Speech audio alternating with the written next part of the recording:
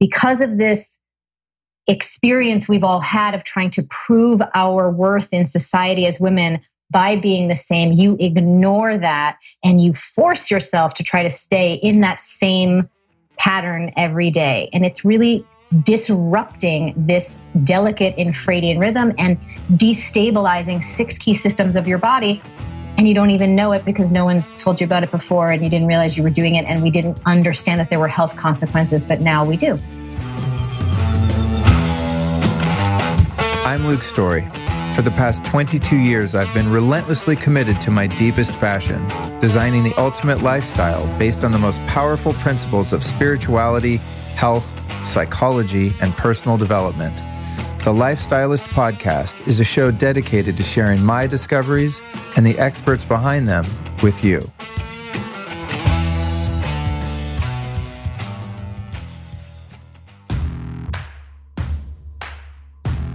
I want you to use your imagination for a moment. Take a second and just imagine a probiotic that actually works, one that actually does what it's supposed to do, heal your gut. When you find the right probiotic, the one that works, it's like winning the gut lottery. That's where our friends at Just Thrive Probiotic come in. Just Thrive Probiotic is the first and only 100% all-natural, spore-form, DNA-verified and tested probiotic supplement. That means it has 100% survivability. It makes it through your digestive tract and does its magic in there because it doesn't get killed on the way down. It's got clinically proven strains for leaky gut. They're doing 9 other ongoing human clinical trials. This is a really powerful way to support your immune system and your brain. Now, your brain really depends on the health of your gut. So not only does having a jacked up gut suck because you get all bloated and gassy and the leaky gut issues and all that, but your brain really depends on the health of your gut. And our friends over at Just Thrive have nailed it when it comes to a product that really works. You take 1 capsule per day with a meal and you're done. You're going to heal that gut. You're going to improve your digestion. And this is how I've recently really helped my digestion and my gut health overall, because I've always had problems with that. And it's getting better and better the longer I use the Just Thrive probiotic. It has completely changed the game for me, and I wanted to change the game for you. So if you want to make that happen, it's super easy. Just get over to thriveprobiotic.com/Luke. That's thriveprobiotic.com/Luke. And when you use the code Luke15 over there, you're going to save 15% off your order. That's Luke15 at thriveprobiotic.com/Luke.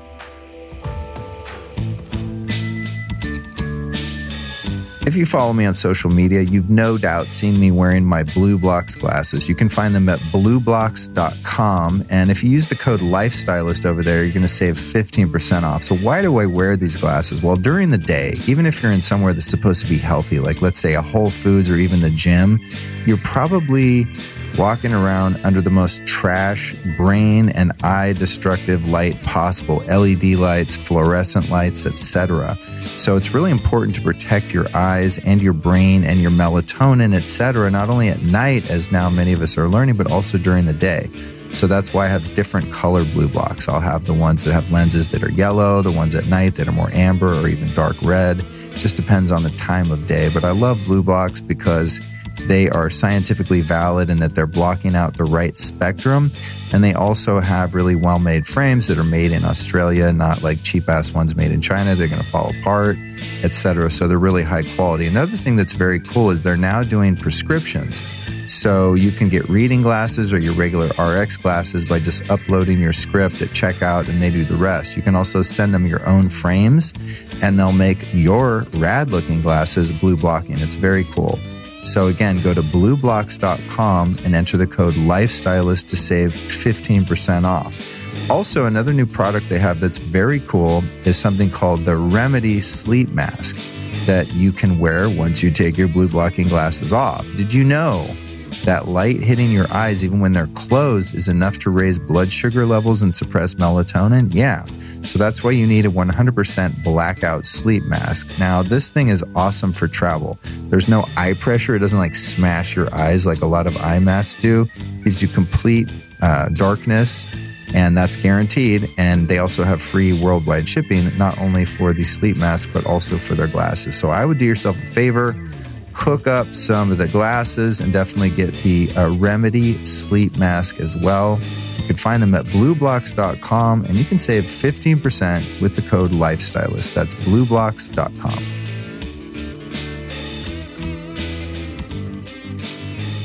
I'm extremely excited to share this episode with you because I think it's one that's going to end a lot of suffering, a lot of confusion, not only for our female listeners, but also for our male listeners who are in relationship with females in any form. This one's called Hormone Harmony, the End of PMS, Cramps, Infertility, and Cycle Chaos with Alisa Vitti. By the end of the show, I'm guessing women will want to join Alisa's FLO 28 program. It's an incredible program for women. So make sure you listen through to the end where I tell you about it and how you can save 50% off your first month of membership. It is a game changer. In fact, I wouldn't even mind being a woman just so I could fix all my problems with her course. No, seriously, it's insane. Her body of knowledge is just absolutely unparalleled when it comes to women's hormone and general reproductive health. About our guest, Alisa Vitti is a woman's hormone and functional nutrition expert and pioneer in female biohacking. She's the best-selling author of Woman Code and In the Flow, as well as the creator of the Cycle Syncing Method, a female-centric diet and lifestyle program that leverages hormonal patterns for optimal health, fitness, and productivity. Here are but a few of the topics we cover in this conversation. The personal struggle that led her to this path, how her spirituality informs her work, facts that will help men understand women, the most common causes of hormonal disruption, how competitive feminism has a negative impact on women by encouraging them to work in the same way men work in corporate environments, the fact that orgasm balances women's hormones, yay, reasons why many vegan and vegetarian women become infertile and stop menstruating, the truth about IVF, when it works and when it doesn't, why some people do not produce breast milk, how blue light and EMF exposure affect women's circadian rhythm and reproductive health, the side effects of medical birth control, the cause of painful periods, why some women are emotionally challenged by PMS and how to fix it, the root cause of fibroids, endometriosis and how you can heal it naturally, the different phases of a woman's cycle and why her partner needs to know them, what menstrual blood color can tell us about a woman's health, how men can tune into their partner's cycle and be most supportive, the fitness myths that are harmful to women,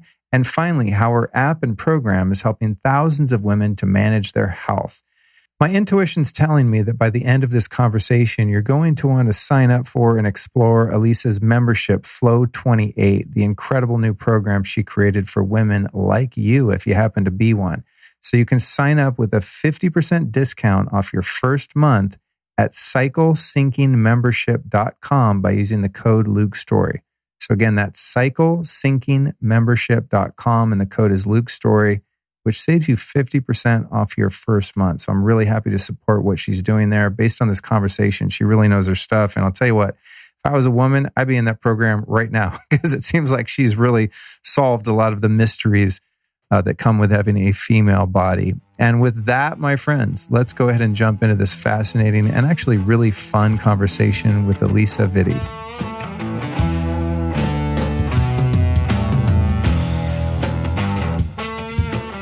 All right, here we are. We finally got you on the show, Alisa. Welcome. Thanks for having me, Luke. So happy to be here. Yeah, me too. So we just had a great pre-interview chat, which normally doesn't happen much on Zoom. It happens more in person. And I always have this experience where during the pre-chat, I'm thinking, man, we should have the mics on. This should be being recorded. And it never is. And then today on Zoom, we had the same thing. So I'm hoping we can kind of recreate some of that initial 15 minutes because you were dropping knowledge bombs that were really potent and valuable. So I'm excited to get in here and dive in with you. I'm certain we will deliver to the listeners some good information today.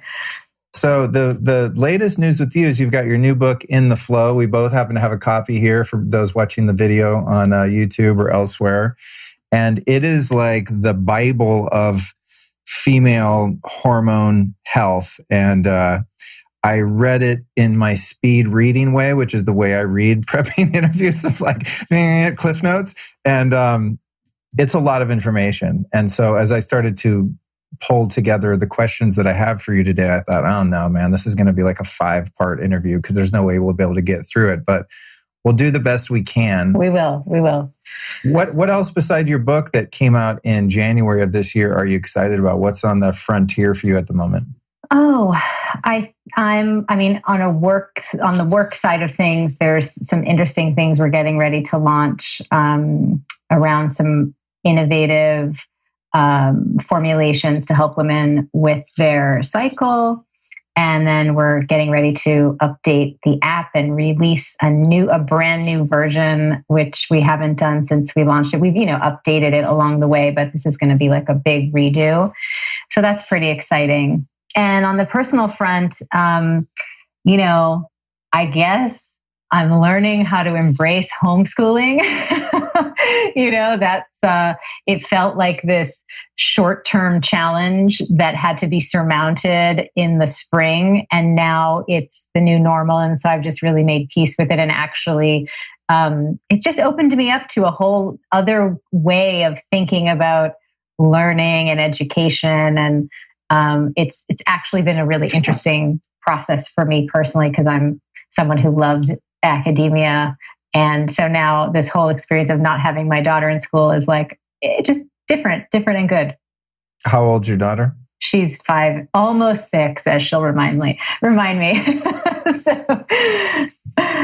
It's funny. I live in an area in LA called Laurel Canyon, and it appears to be wooded and remote. But in fact, if you look on a map, the houses are like on top of each other here, literally, right? Because you have neighbors, on the one side of the canyon, on the other side of the canyon, and then next to you, right. So kind of just surrounded. And there's a lot of leaf blowers.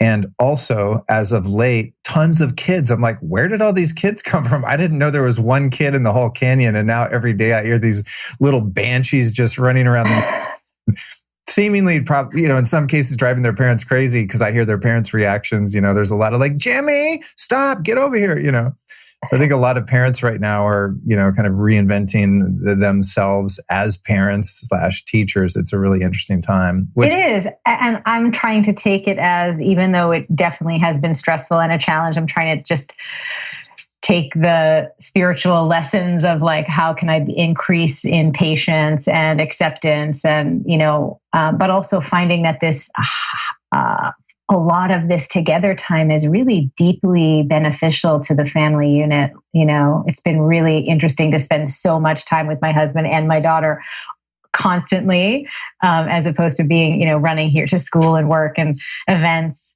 And I think it's been a great thing, actually. Yeah, me too. I mean, out of all of this insanity, I wouldn't say that much good has come of it, generally speaking, but I know certainly. That flourished as a result, and also being a relatively new relationship has been put to the test. Everything's fine when you're just dating and hanging out and everyone's working and making money and doing their thing. And you have your individual lives, you go out, there's businesses, you get your hair done, you go to a club, you go to Erewhon, which is our club. I finally got out there. I was in LA right at the first week of February for the book launch in LA. And I finally got to Erewhon. I'm like, oh my gosh, this is fantastic. But when you're in this, tyrannical lockdown situation and have to spend a lot of time with someone, it's really a testament to how you operate under different circumstances. I'm proud to report and grateful to report that it's just done nothing but just strengthen our relationship. It's just been great. We realize, God, half the stuff we do a lot of the time is not even necessary or that fun. We're just so pleased to be homebodies and just, thankfully we have careers that as of yet haven't been terribly affected by this, but we work from home and have online businesses, and we're kind of like, cool, hang out with the dog and cat and just sit in the backyard and get our work done. And there's not really a need for so many of the things, the extracurricular, I can never say that word, curricular activities that you find yourself getting busy with. So it's, it's a way to find the blessing, I guess. I want to ask you, how does your spirituality inform your work? You're working with women and supporting them on their journey physically, but I get a sense from you through your writing and podcast I've listened to featuring you that you have a spiritual appropriation to life. And what is the basis of that, and how does that play out in your career? And so no one literally has ever asked me that question. I guess for me, when I think about, what drives me, why am I such an advocate for this type of upgrade in women's health care from a hormonal point of view? I think, when you go through something yourself that is difficult with your physical health, it makes you inherently more compassionate to the suffering of other people. And I don't necessarily put labels on what kind of spiritual perspective that is, but I think that that's a universal, possible truth for people to have this expanded sense of compassion for others. And that was sort of the first thing or the first experience that opened me up to, I want to be helped. I want to help myself, but then I also want to help others. And that's also, interestingly enough, part of the female stress response process of, instead of fighting or fleeing, tending and befriending. So I've wanted to reach my arms out around other women with these hormonal issues and offer support. But then also seeing, behind the scenes of the limitations of what conventional, gynecology has to offer for women with chronic hormonal issues, just made me very interested in trying to solve that problem. So I think there's also this, how can we help? How can we work collaboratively? How can we inform? How can we educate? And how can we empower women to reclaim the right orientation to their own feminine spirit, one that is self-loving, self-appreciating, such that then they have an opportunity to really reclaim their sovereignty as women, right? And so I think I've never really tried to think about my spiritual orientation, but I think it's a combination of this, deep compassion for the suffering that women have to go through around these issues that just seems to be completely unnecessary, a pragmatic desire to just create solutions, and then also a feminist heartbeat, so to speak, that's, pulsing these energies together to really be an advocate for improving the cultural narrative around women's hormonal health, and improving the way women think about themselves. Yeah, thank you for that. That's very well said. And from my perspective, it seems you're doing exactly that. I mean, you have rabid fans, and I think there's a reason for that. So what you're doing seems to be working.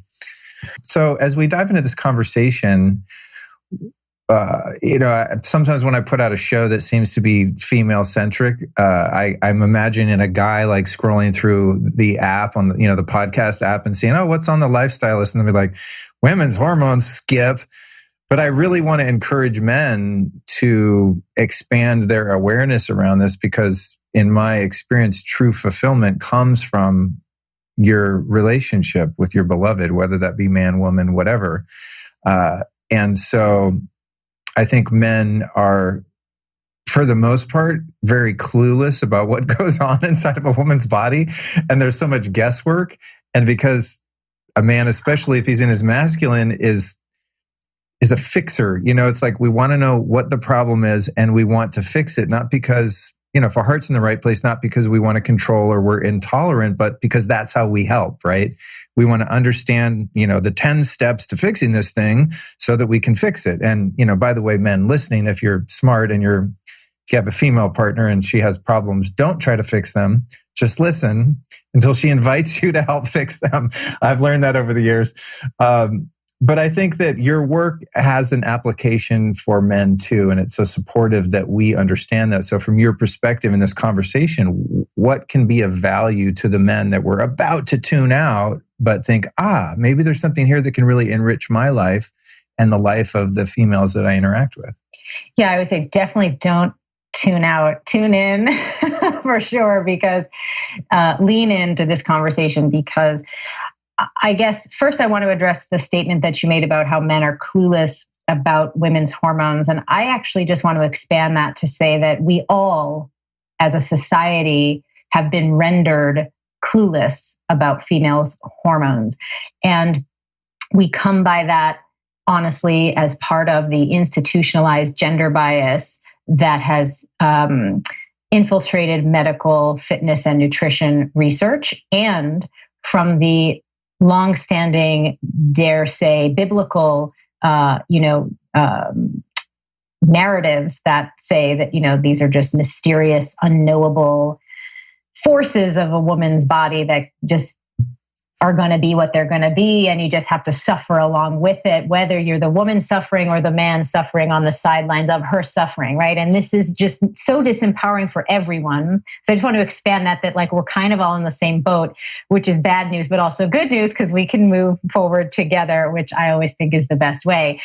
But the other big reason why you want to really learn about this information, if you are in a relationship with a woman, whether you're in a romantic relationship with her, or you're a sister, brother to a woman, or whatever your relationship, a coworker, is because you have been educated as a male to understand your biological rhythms in a way that has just been so normalized you probably don't even realize it until I put a little picture frame around it and explain it to you, which I'm happy to do, around your hormonal pattern, how that follows the circadian rhythm. For example, you know that your testosterone is greater in the morning. Sometimes a certain body part will alert you to the fact that your testosterone is surging at that morning interval. You also know that it's lower at night, and that it's less ideal for you to do things like strength train or have a long sexual session with your partner when your testosterone is lower, because you've been given this information as part of a normalized conversation of when you should do things for optimal results, right? Even the whole culture around success, waking up early in the morning, doing a workout early in the morning, doing a lot of your deep work in the morning, and then socializing towards the latter half of the day. There's extensive details for men who are trying to get fit around what time to do which workouts, strength versus cardio, to get maximum result with least effort and least strain on the body. This has all been studied, disseminated, and normalized. You take for granted that you have this understanding about the pattern of your biology. Now, for women, and you know how useful and practical it is, but for women, we don't have that conversation normalized or even disseminated and not even studied. And so we're walking around using the things that optimize your biology to try to optimize our lives. It's not working. It's actually making us feel worse. And then when we try to come together in a, let's say, relating with each other, you knowing what works for you, but not knowing what works for us, right, creates friction and frustration, right? And I know, having taught so many men over the years, once you understand this process, this pattern, it feels very empowering to you, especially if you're in a relationship, romantic relationship with a female, to know exactly what to do when. For example, wouldn't you love to know when to suggest, like, hey, honey, let's go hang out with our friends as your date night kind of activity? Wouldn't you love to know when to suggest that for, like, where it would just delight her and she would think you're the most amazing psychic person and she's so grateful that she's with you. You loved, versus when to say, honey, let me roast you a chicken and rub your feet, or let me, let's rent a movie and I'll cook. So let's cook, And she'd be like, God, how do you always know what I want, right? Wouldn't you love that? Of course you would love that. And that's just on the what to do. There's also on the how to optimize her orgasm part of things. And all of this is very predictable. And it's one of the reasons why I built in the partner sync feature within the MyFLO app, so that, if you're so lucky to be dating a woman or with a woman who's got that app, she can give you access to this little hormonal dossier you get weekly to let you know exactly what to do when, so that it becomes part of the matrix and the fabric of your relating to each other, so that you're both getting the most out of your pleasure response with each other, whether that be the way you interact, the way you communicate, the things that you do, and yes, the way that you have physical contact as well. Wow, that's cool. It brings to mind the fact that one thing that raises men's testosterone is a feeling of success and accomplishment. So it's like we can hack our own testosterone just by being a successful partner and being able to anticipate and fulfill the needs of our female partner should we be with. And vice versa. This is not a one-way street. So for example, I'm married to a wonderful guy. I've been with him for, gosh, I feel like it's a long time, like at least a decade or a few years more. I never keep exact track. But I know his hormonal patterns. So like, I'm not going to necessarily go and approach him at 11:30 at night if I want to have a really expanded sexual encounter where I'm having multiple orgasms and, the whole shebang, right? Because I know his testosterone is like gone for the day. And if he doesn't get to sleep around 10 o'clock, he's not going to make enough for the next day. And I'm stealing from him and myself from the next day, right? And so I'm aware of that. So I purposefully time, our encounters to optimize where he is in his hormonal reality and where I am in mine. And again, that mutual understanding of each other's patterns is so beneficial. It's so loving. It's such a sign of deep respect and concern for your partner. I just think it's another love language that maybe we haven't yet considered that I know has been the bedrock of our relationship. That's very cool. Yeah, I was dating someone at one point, and she was getting the emails, I guess, associated with the app. And then I signed up or was signed up for the emails. And so whatever it was, I think once a week or so. Is that about, as she changes her cycle phases, you'll get informed. Yeah. Study up on the emails, and then I would quiz her like, okay, so I got the email, this says where you are. And it was pretty spot on, I have to say. I mean, she was like, yep, for sure. I want to go out a lot this week and be social or not, or, the things that you just described. And it was actually very interesting. And being, the biohacker type guy that I am, I actually really liked learning that information and applying it so that I could feel successful and help her to feel supported and happy. And it was very cool. So I think there is a lot here for men as well. For men, but also, can you imagine what would happen if, instead of waiting for these like large institutions to change their conversation, that from the inside out, and, from the female point of view, I always say, taking ownership of your infradian rhythm, which is this biological rhythm that we're going to dive into a little bit more, which is this is the first book that talks about it. And this is the rhythm that women have that men don't have. When you take ownership of that and you start to really nourish that and support that in your life, right? You reclaim, a lot of your own well-being and your freedom. And then when you do that as a couple, whether you're in a same-sex relationship or not, you're starting to change the way you guys interact in your sphere, right, of community. And then all of a sudden we're having some change happening from the bottom up, right? Of what would it look like if the world was actually more inclusive of both biological rhythms, right? The circadian and the infradian. And this is not to say, well, should we have a patriarchy or a matriarchy? This is just like, well, what if we actually became a culture that was just more appreciative of and inclusive of these rhythms and we really did away with this institutionalized gender bias that has kept the knowledge about this information out of everyone's reach, and everyone is suffering. I mean, it's so exciting to think about what would happen in a generation or two when you just start out of the gate knowing that these rhythms exist, that you have to interact with them, take care of them, use them to your benefit, and help each other take care of them in community. I don't know, it's hard to fathom, but I know that it's an exciting and positive future potential. Yeah, absolutely. I'm thinking about one of the kind of downsides of one of the waves of feminism, and I'm not sure which one, but is this model of competition and wanting to be the same as men in an effort to achieve equality, right? Because equality is inherent unless you're an idiot or just a really unevolved person where you think, one human being's life is more valuable or deserves rights over another. But it's that sameness, I think, that's not done anyone a real service, and in the celebration of the minutia of our differences, fundamentally from a physiological point of view, it's an automatic appreciation for the other. And I think helps to build empathy so that you can understand. As you said, you understand your husband, late at night is not the time to try to have like the most mind-blowing sexual experience, or maybe bring him a huge problem in the relationship or something that's going to require high testosterone and high energy. You're doing him such a service by acknowledging that difference biologically, And so I think it's a really progressive in the truest sense, because there's a lot of, in my opinion, fake progressivism or destructive progressivism in our culture right now. But this is true progression in that we're acknowledging science and we're acting from that in order to better support each other and to have healthier, more fulfilling relationships, which is the trickle effect ends up where then society and culture does change to reflect that. What starts in the home is going to bleed out into the workplace, into corporate America, corporate world at large, but this is where it starts, I think, is in our interpersonal relationships.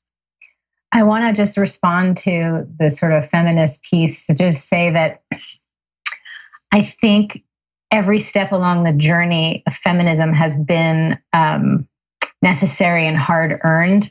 And think about it again from everything that I talk about is always coming from this lens of biology and hormones. And so let's just dial back the clock to a world that was even less inclusive for women, right? So it was a necessary, even though it wasn't necessarily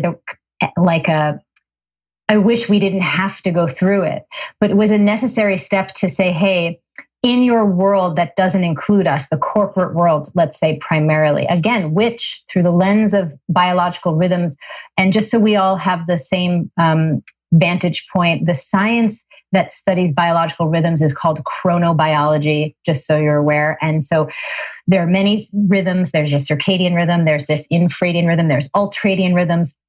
You can dive deep. It's, I think, a key part of anyone who's someone who's seriously pursuing biohacking. This has got to be on your radar. But let's just, again, this corporate culture was oriented around male hormonal patterns, which follow that circadian rhythm.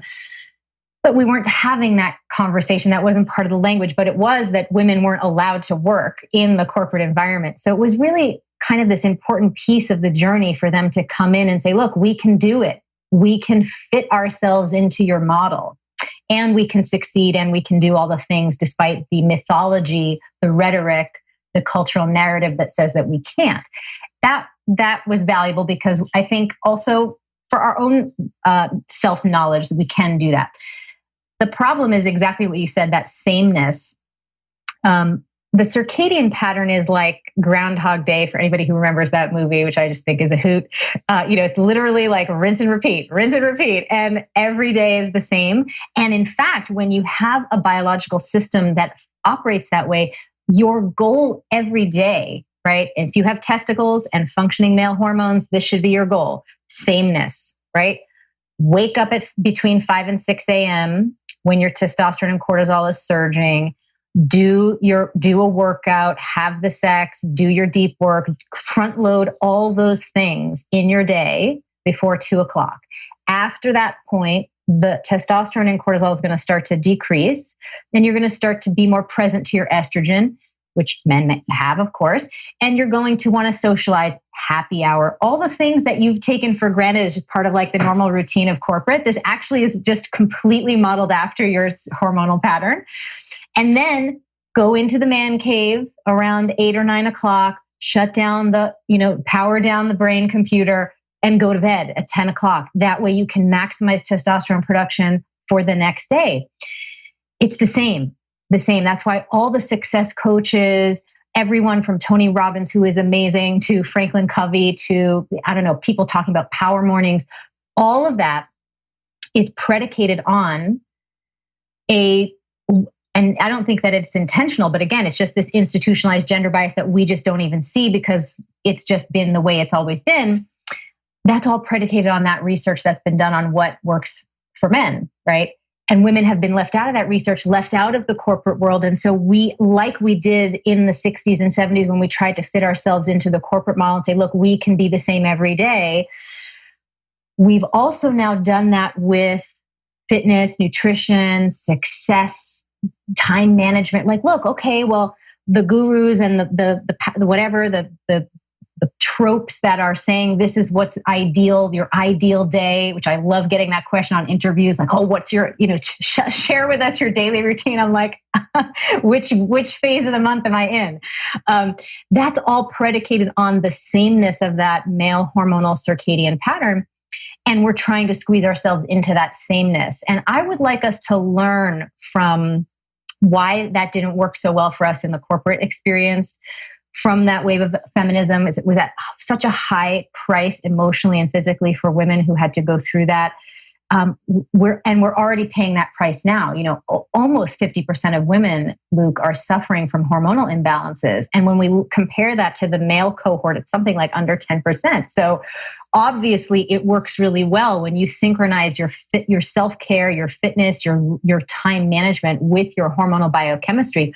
Look at all the good that does for the male half of the species. It's really optimizing your just basic biohacking, reducing stress on the body and giving you health results that you take for granted. We're trying to squeeze ourselves into that same pattern every day, and it's having negative effects on women's cycles, right? We have more hormonal imbalances, more period problems, more PMS, on our moods, on our energy. Anxiety is something that women feel inordinately burdened with. And that's really the direct result of trying to force yourself to be the same every day, to do things at the same time, to work out at the same intensity, to eat the same amount of calories every day, even though your body and your inner guidance system, whatever you want to call it, is screaming for you to do something different. You, because of this experience we've all had of trying to prove our worth in society as women, by being the same, you ignore that and you force yourself to try to stay in that same pattern every day. And it's really disrupting this delicate infradian rhythm and destabilizing 6 key systems of your body.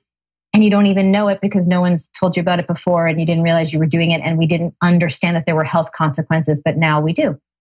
Wow, that's deep. As you explain that, I'm seeing that perhaps that that progression in the movement. I was raised by a ardent feminist from Berkeley in the 70s, and so I'm very familiar with the perspective that we're all equal, right? I was just brought up that way.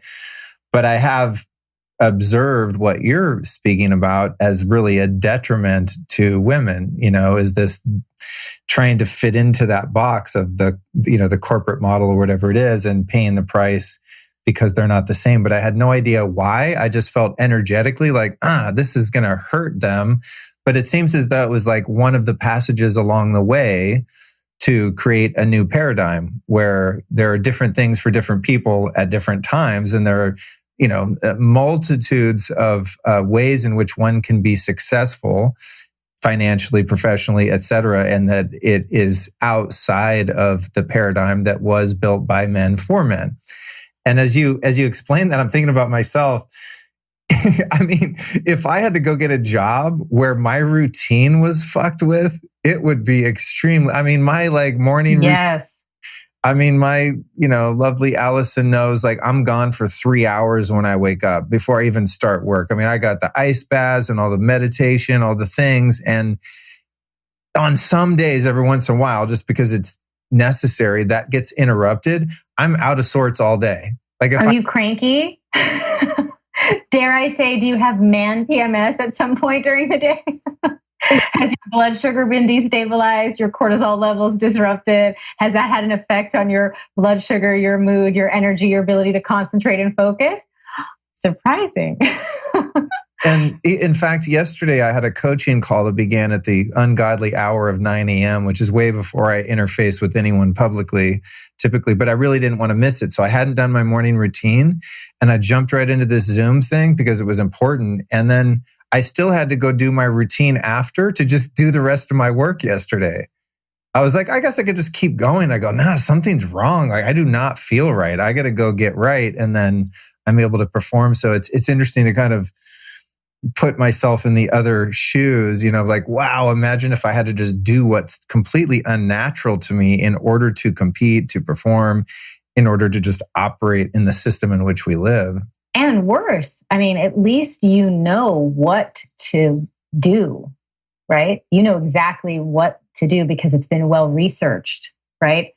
Now imagine your pattern is messed with constantly and you have no idea what you should do to get yourself back into balance, and you're grabbing and scrambling and trying this and trying that and this pattern and this diet and this morning routine, and hopefully something will work for you because you just feel constantly so bad, symptomatic, behind the eight ball, and really deeply concerned that you're not going to be able to manifest the life that you want because of all of this, struggle. Wow, that's interesting. What a great conversation. Thank you for this. I'm really enjoying this perspective. I really am someone who likes to understand the way things work. I like to take Me too. understand like how we got here and how we get to the next level of evolution. So it's really, really interesting. So I guess, let me see, where do I want to go with this? I mean, we just covered kind of the first chunk of it without even trying. I guess let's talk about some of the most, other than just behavioral habits and just the way in which we go about our day. What are some of the other things that really disrupt women's hormones and then lead into the cascade of other issues, which we can talk about, irregular cycles and all of infertility and all of the things. But like, what's the low hanging fruit of like, this is what's jacking up your hormones in terms of what you're eating, how you're living, products you use, et cetera? Well, I'm going to want to take a step back to just give some background on the infradian rhythm, because most women have never heard of the term before, and it'll help when I explain some of the disruption that's taking place so that we can geolocate ourselves in this conversation. So since we just were talking a lot to the men, let me talk specifically to the women. So hello, ladies that are listening. So some of you who have heard about this book, you know that the new concept that I'm introducing in the book is this concept of the infradian rhythm. And what this is, similar to the circadian rhythm, which we used to think just governed like the sleep-wake process, right? Extensive research has revealed that the circadian rhythm actually supports the timing of various functions of the body. For example, when you have more elevated blood pressure, when you have less elevated blood pressure, when you have more active bowel movements, when you have less active bowel movements, et cetera, et cetera. Similarly, the infradian rhythm, we don't experience that within a 24-hour clock. We experience that over the course of our menstrual cycle. But it goes well beyond, just like the circadian rhythm goes well beyond the sleep-wake pattern. It goes well beyond just when you have your period. But you do experience it over the course of the 4 phases of your cycle. It supports or makes less optimal the 6 key systems of your body: your brain, your metabolism. I mean, not these little minor things, okay? Brain, metabolism, immune response system, stress response system, microbiome, and your reproductive system, which of course is comprised of the trifecta of your cycle, your fertility, and your sex drive. So you can imagine that anything that you're doing to disrupt this infradian rhythm is going to have negative effects trickle down into any one of those 6 systems of your body. The first place that you're going to be obviously noticing it is in your cycle, because those symptoms are the loudest and most troublesome. And so we tend to pay attention to them more. But before you even get there, you've likely already experienced some destabilization with mood, with concentration, with metabolism, with immune response, with microbiome. And then all of a sudden you're noticing, gee, my cycle is off. It's heavier than I want it to be, or I have really severe PMS symptoms, et cetera, et cetera. But long before that, you've been doing things like, as we were just talking about, living in a way that is patterned after male hormonal patterns, right? The circadian pattern, like trying to squeeze the same routine every day regardless of where you are in your cycle. Exposing yourself to different chemical known endocrine disruptors is like a big thing that I think women have to be really vigilant, not just women, men too. Precocious puberty is up not just with teen girls, but also young boys, as is infertility is on the rise now idiopathically across both genders. So I think it's just really important to be mindful of that in general. But then the other thing, and this is why I wanted to sort of bring in the infrating rhythm, is some of the things that you're doing, like eating the same calorie number every day, actually is disruptive to your metabolism. Why? Because in the first half of your cycle, your metabolism is slightly slower. So if you were to eat fewer calories like you're told to do, because the narrative says women are just smaller versions of men and therefore should restrict calories more. No, but seriously, and work out to compensate.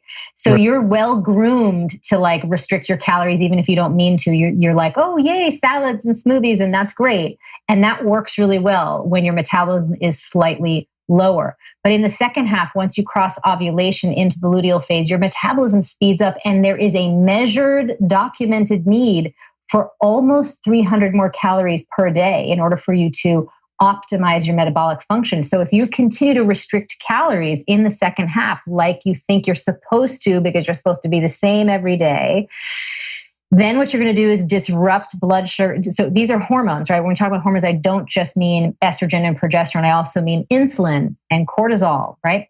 And thyroid hormones. So this can happen when we don't eat the right amount of calories at the right time. Another thing that we do as women without realizing it is doing the same intensity of workouts every day. So there are two things I like to joke about or to bring up as a way to lighten the situation here. The first is, there was a commercial years ago, easily a decade ago, and I'm sure you remember it. It was like these two little cartoon sketch figures. It was like Jack and Jill, their couple, and they're overweight, and Jack and Jill are going to go on the same diet and fitness plan. And at the end of the month, Jack, his little drawings turns out from like this pudgy little, stick figure to like, washboard abs. He looks like a Greek god. But Jill, she looks the same at the end of the month, and Jill's still fat and frustrated. Poor Jill, we don't know why this phenomenon happens. She needs help. She needs this medication. The commercial was for a medication, right? Again, this is just crazy because it's just the fact that Jill did the same diet and workout plan that Jack did. This is why she's actually not lost weight, because the studies show if you do high intensity interval training after you cross over ovulation in the luteal phase, you turn on fat storage and you turn on muscle wasting. So if you're trying to be a good, committed, just do it, just commit fitness person and show up with your willpower every day to crush your workouts at the same intensity that you were doing in the first half, the follicular and the ovulatory phases, and you carry that into the luteal and the menstrual, at best, at the end of the month, you will have made no delta with gaining muscle and using stored fat, whether or not weight loss is your goal. And at worst, you will gain fat.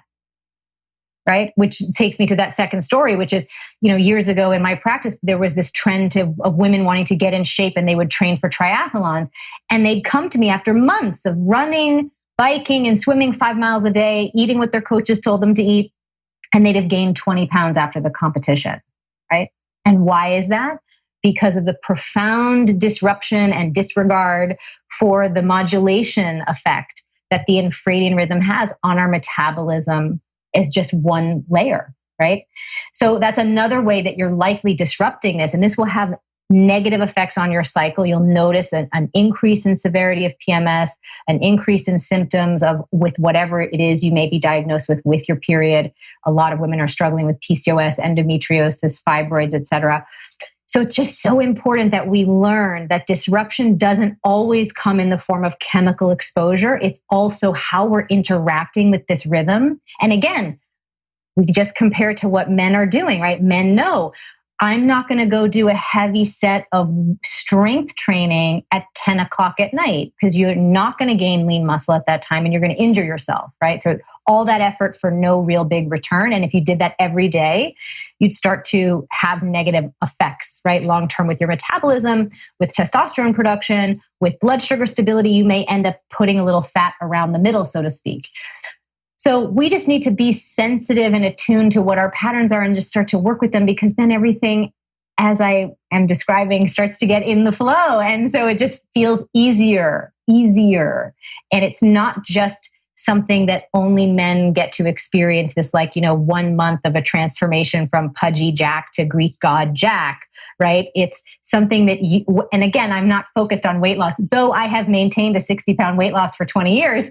It's not the focus, it's the side effect of aligning with your biological rhythms. And it's just so much easier than we've been told, not just with weight loss, but any of it. That's so interesting in the piece of that has to do with what you eat and when you eat. I'm observing the vast difference in cravings, appetite, the amount of food between myself and my female partner. I could literally eat the same exact thing every day at the same time. And you should. I'm also not really a foodie, so I'm not that food motivated. It's just utilitarian, like get it in, keep it moving. But I watch the way that Allison eats, and I'm just so baffled by it. It's just so weird, like the stuff that she craves, when she eats it, how much she eats. It's so interesting to me to observe her. And, obviously I'm smart enough just to let her do her own thing and not try to intervene with my opinions that are, haven't been asked for. But I go, oh my God, I would be so moody if I ate like that, But for example, the mood stabilization piece, right? A lot of women express that they feel like they have anxiety or depression or a heightened sense of, not handling stress as well in the second half of their cycle, the luteal and the menstrual phases. Again, now we're talking about brain chemistry here. This effect of slightly elevated cortisol levels at rest, which takes place in the second half of the cycle. If you work out too long, if you do that high intensity interval training, if you don't eat enough slow burning carbohydrates to sustain your blood sugar, if you don't eat enough easily digestible fats, proteins, and vegetables that are cooked, you're going to feel anxious and stressed, because by disrupting blood sugar, you're going to elevate cortisol levels and you're going to negatively impact your stress response. All of that can be modulated by changing the amount of calories you eat, the types of foods that you're eating, and the intensity of the workouts. And that's just on the food and fitness piece. So in the book, I'm introducing this concept of the infradian rhythm, but I'm also offering a new method for women to support this, and it's called the cycle syncing method. And it has these 3 pillars: the food piece, the fitness piece, but also the time management piece, because it turns out in 1996, Dr. Catherine Woolley at Northwestern University discovered that the female brain changes by 25% over the course of the month. Wow. Powerful, right? The male brain changes also in a profound way throughout the 24-hour day, right? And you already know that intuitively when you're able to do deeper focused efforts and concentrated work and when you're not. So it's just that we don't have the same short-term, repercussions of our energy dips the way that you do every day. We experience the change more gently over the course of the month when things are balanced, when our hormones are not supported, when our infradian rhythm is not supported. Women will feel like, and it is not in their head, that they're a different person the second half of the month. They don't recognize themselves. They don't like what's happening. They don't feel as focused or motivated. So the time management piece is really there to help you take advantage of what's going on with your brain chemistry, to play to your strengths, to reduce stress, to get more done with less effort. So again, you're architecting, biohacking, whatever word you want to use, a peak state of flow, a female-oriented flow, one that is inclusive of your infradian rhythm, as opposed to you trying to, white knuckle it to achieve another kind of peak flow state, which really is, more male-oriented. Oh, that's really cool. As you're speaking this whole time, I'm trying to be a broken record, but I can't help just reflect on my live-in partner and observing the differences between us, which I find to be really intriguing and entertaining, actually, because it's like observing a different species of human, Yeah, we're different. We're different. That should be celebrated, but it should also be quantified and known and normalized, right? Like, my husband will come to me and say things like, "Oh, he'll know exactly what phase I'm in." He'll be like, "Oh yeah, so let's, I think this would be the best type of thing for us to do right now. What do you think?" I'll be like, yeah, that's great. It's just really helpful for us to share the same language of body fluency or biological rhythm fluency with each other. It makes it richer. Yeah, the other day, Allison pulled me aside and said, sweetie, you don't think I'm like lazy because some days I just don't do much and, I just rest and kind of hang out. I'm just on my phone. And then other times I'm super productive and crushing it. And of course, well, the first thing I said is it's none of my business what you do. A, B, do you. I don't have any expectations about how you live your life. That's on you. But I love what she said because she's sharing vulnerably the burden of circadian productivity as a trope in our culture, right? That like the only way to be valued is to be constantly productive every 24-hour cycle. And now in the technology age, it's really the always on. It's moved from sort of like a daily productivity pattern to a constant, almost inhuman, if you will, productivity pattern, which I don't think is necessarily the right direction for us to be moving in. Why build the technology if it can't help unburden us more, right? As opposed to forcing us to live in ways that are not sustainable. But for women, it's sort of this added burden of feeling guilty or feeling worried about being judged or feeling even worse, feeling like you're not going to be valued and loved for just the way that you operate at a core level, which is, really terrifying for women. In fact, the first time a woman really touches that pain body is at puberty, because prior to puberty, everyone's just operating on a circadian rhythm. You don't notice that the world is set up for that because it's just, you're the fish swimming in that fish tank. It's all the same. Then at pubescence, when the infradian clock becomes activated and you start to feel the tectonic shifting of each of these phases, and you are different and you want different things and you need different things, but the world is still operating in the same way. And the people who succeed, the people who are written about, the history books, the power players are all living that way. You think, subconsciously as a pubescent teenage girl, you think, I need to address that somehow. And I think there's a little bit of some sort of feminine soul wounding that takes place, and I'm no psychology expert and I defer to those experts, but I would put forward a potential idea that when you are deprived of the knowledge of this scientific fact about your infradian rhythm and the world is not inclusive of it, and then you encounter that for the first time, there's a big turning away from who you are fundamentally.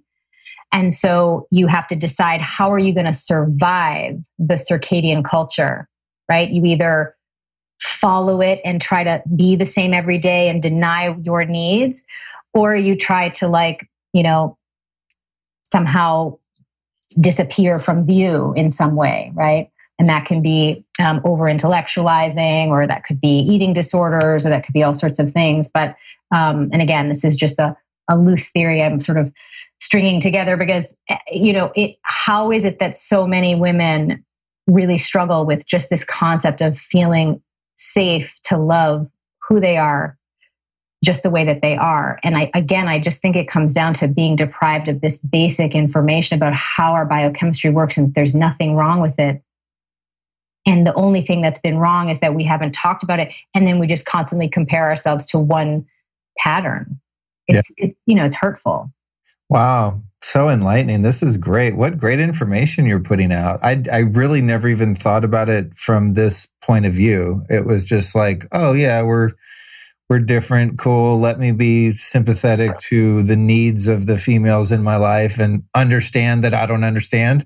You know what I mean? And just be as compassionate as one can be. But in the construct of the way our lives are set up in Western culture, it is really interesting. And reflecting back on that question that Allison asked me the other day, basically saying hey, I feel like will you still love me if I'm me?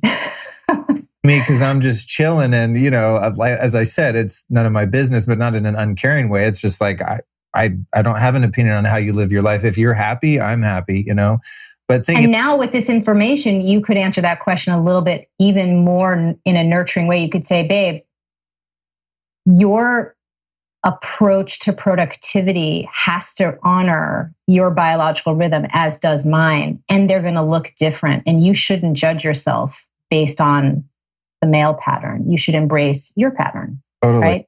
You would, I mean, God, somebody said that to, if a male partner said that, no, that has never been said in the history of the world, by the way. So any male listening, if you want to just rewind, write that down, deliver that to your lady, you would heal her in such a profound way, and then there'd be some sort of magical shift for her and for you both. Powerful. We'll be right back at you after this brief but important announcement.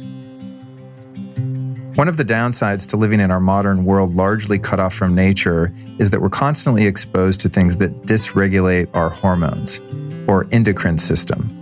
So I'd like to tell you about an amazing product called Pine Pollen Pure Potency from surthrival.com. The reason I love and have been using this product for many years is its profound effects on testosterone and male hormones. As we age, many of us experience something called andropause. That means after about 35 or 40, there's a steady decline in testosterone and other androgens, which can make both men and women become excessively estrogen dominant. Add to that all of the xenoestrogens in our food, water, and personal care products, and we have a serious hormone problem. A problem that eventually forces many people to look into HRT, or hormone replacement therapy, which is a very aggressive form of regulating hormones from the pharmaceutical and medical industry.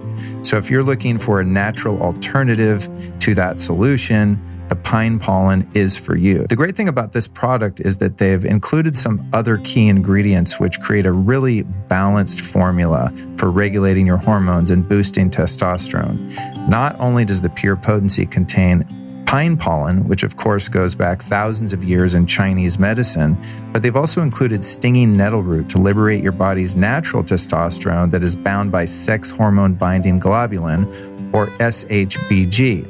They've also thrown in some Siberian ginseng, which optimates the body's natural hormone production.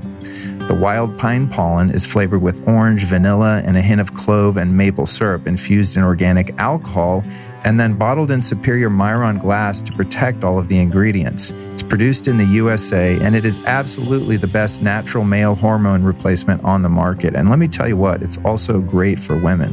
You know, don't think that when you hear the word testosterone that is solely for men. This product is amazing for women too, and its ability to help restore natural hormonal balance. So get over to surthrival.com and check out the Pine Pollen Pure Potency. If you walked in my kitchen right now, you'd find about 4 bottles of it. I take this stuff at least twice a day. On a good day, when I can remember 3 times, it's truly fantastic. So go to surthrival.com and use the code STYLE10 to save 10% off.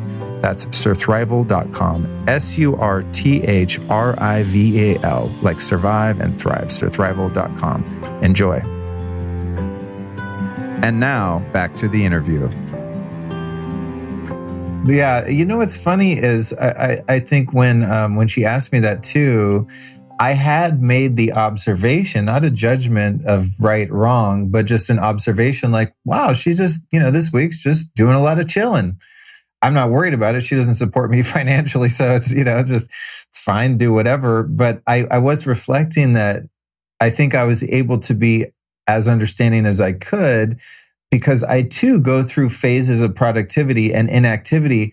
But I think within the day.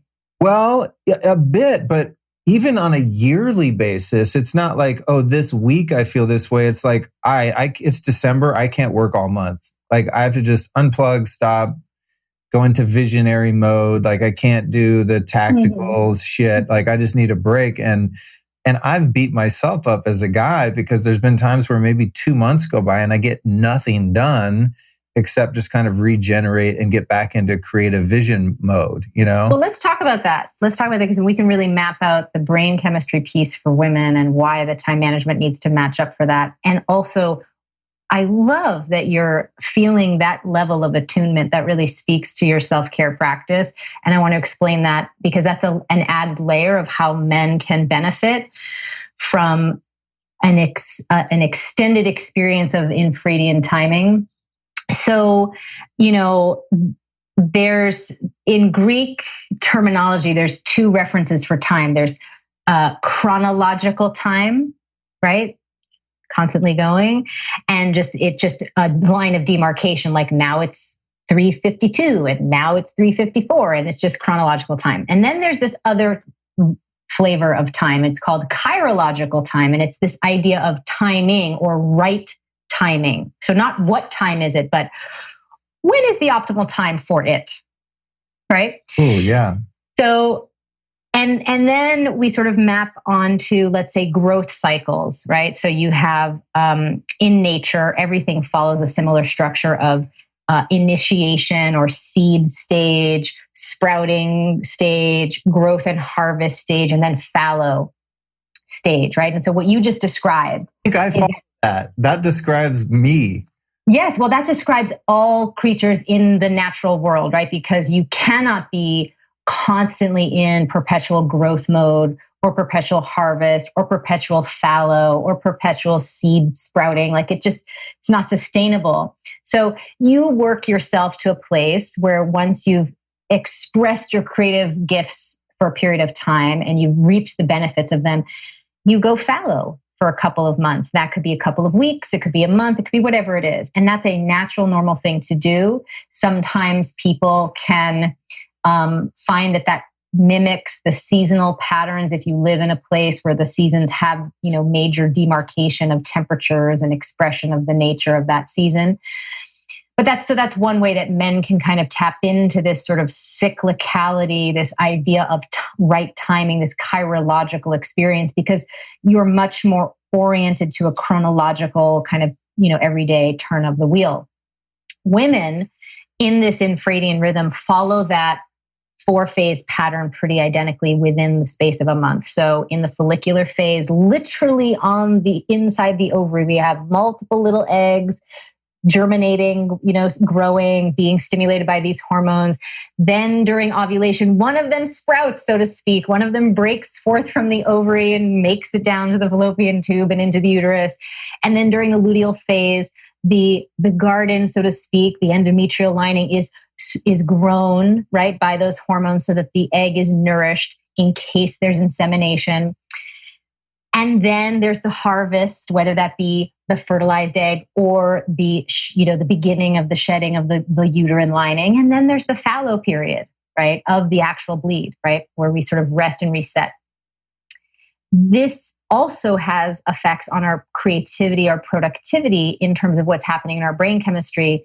The levels of hormonal ratios that are happening in the follicular phase, for example, make you much more wired during that phase for ideating, initiating, planning, project mapping. This is what you will, quote unquote, get off on, so to speak, when you're doing your work in that phase. Now, that doesn't mean you can't do anything else. Of course, study after study has shown women can do, and ironically, none of these studies have ever been taken place on a male subject, but on females.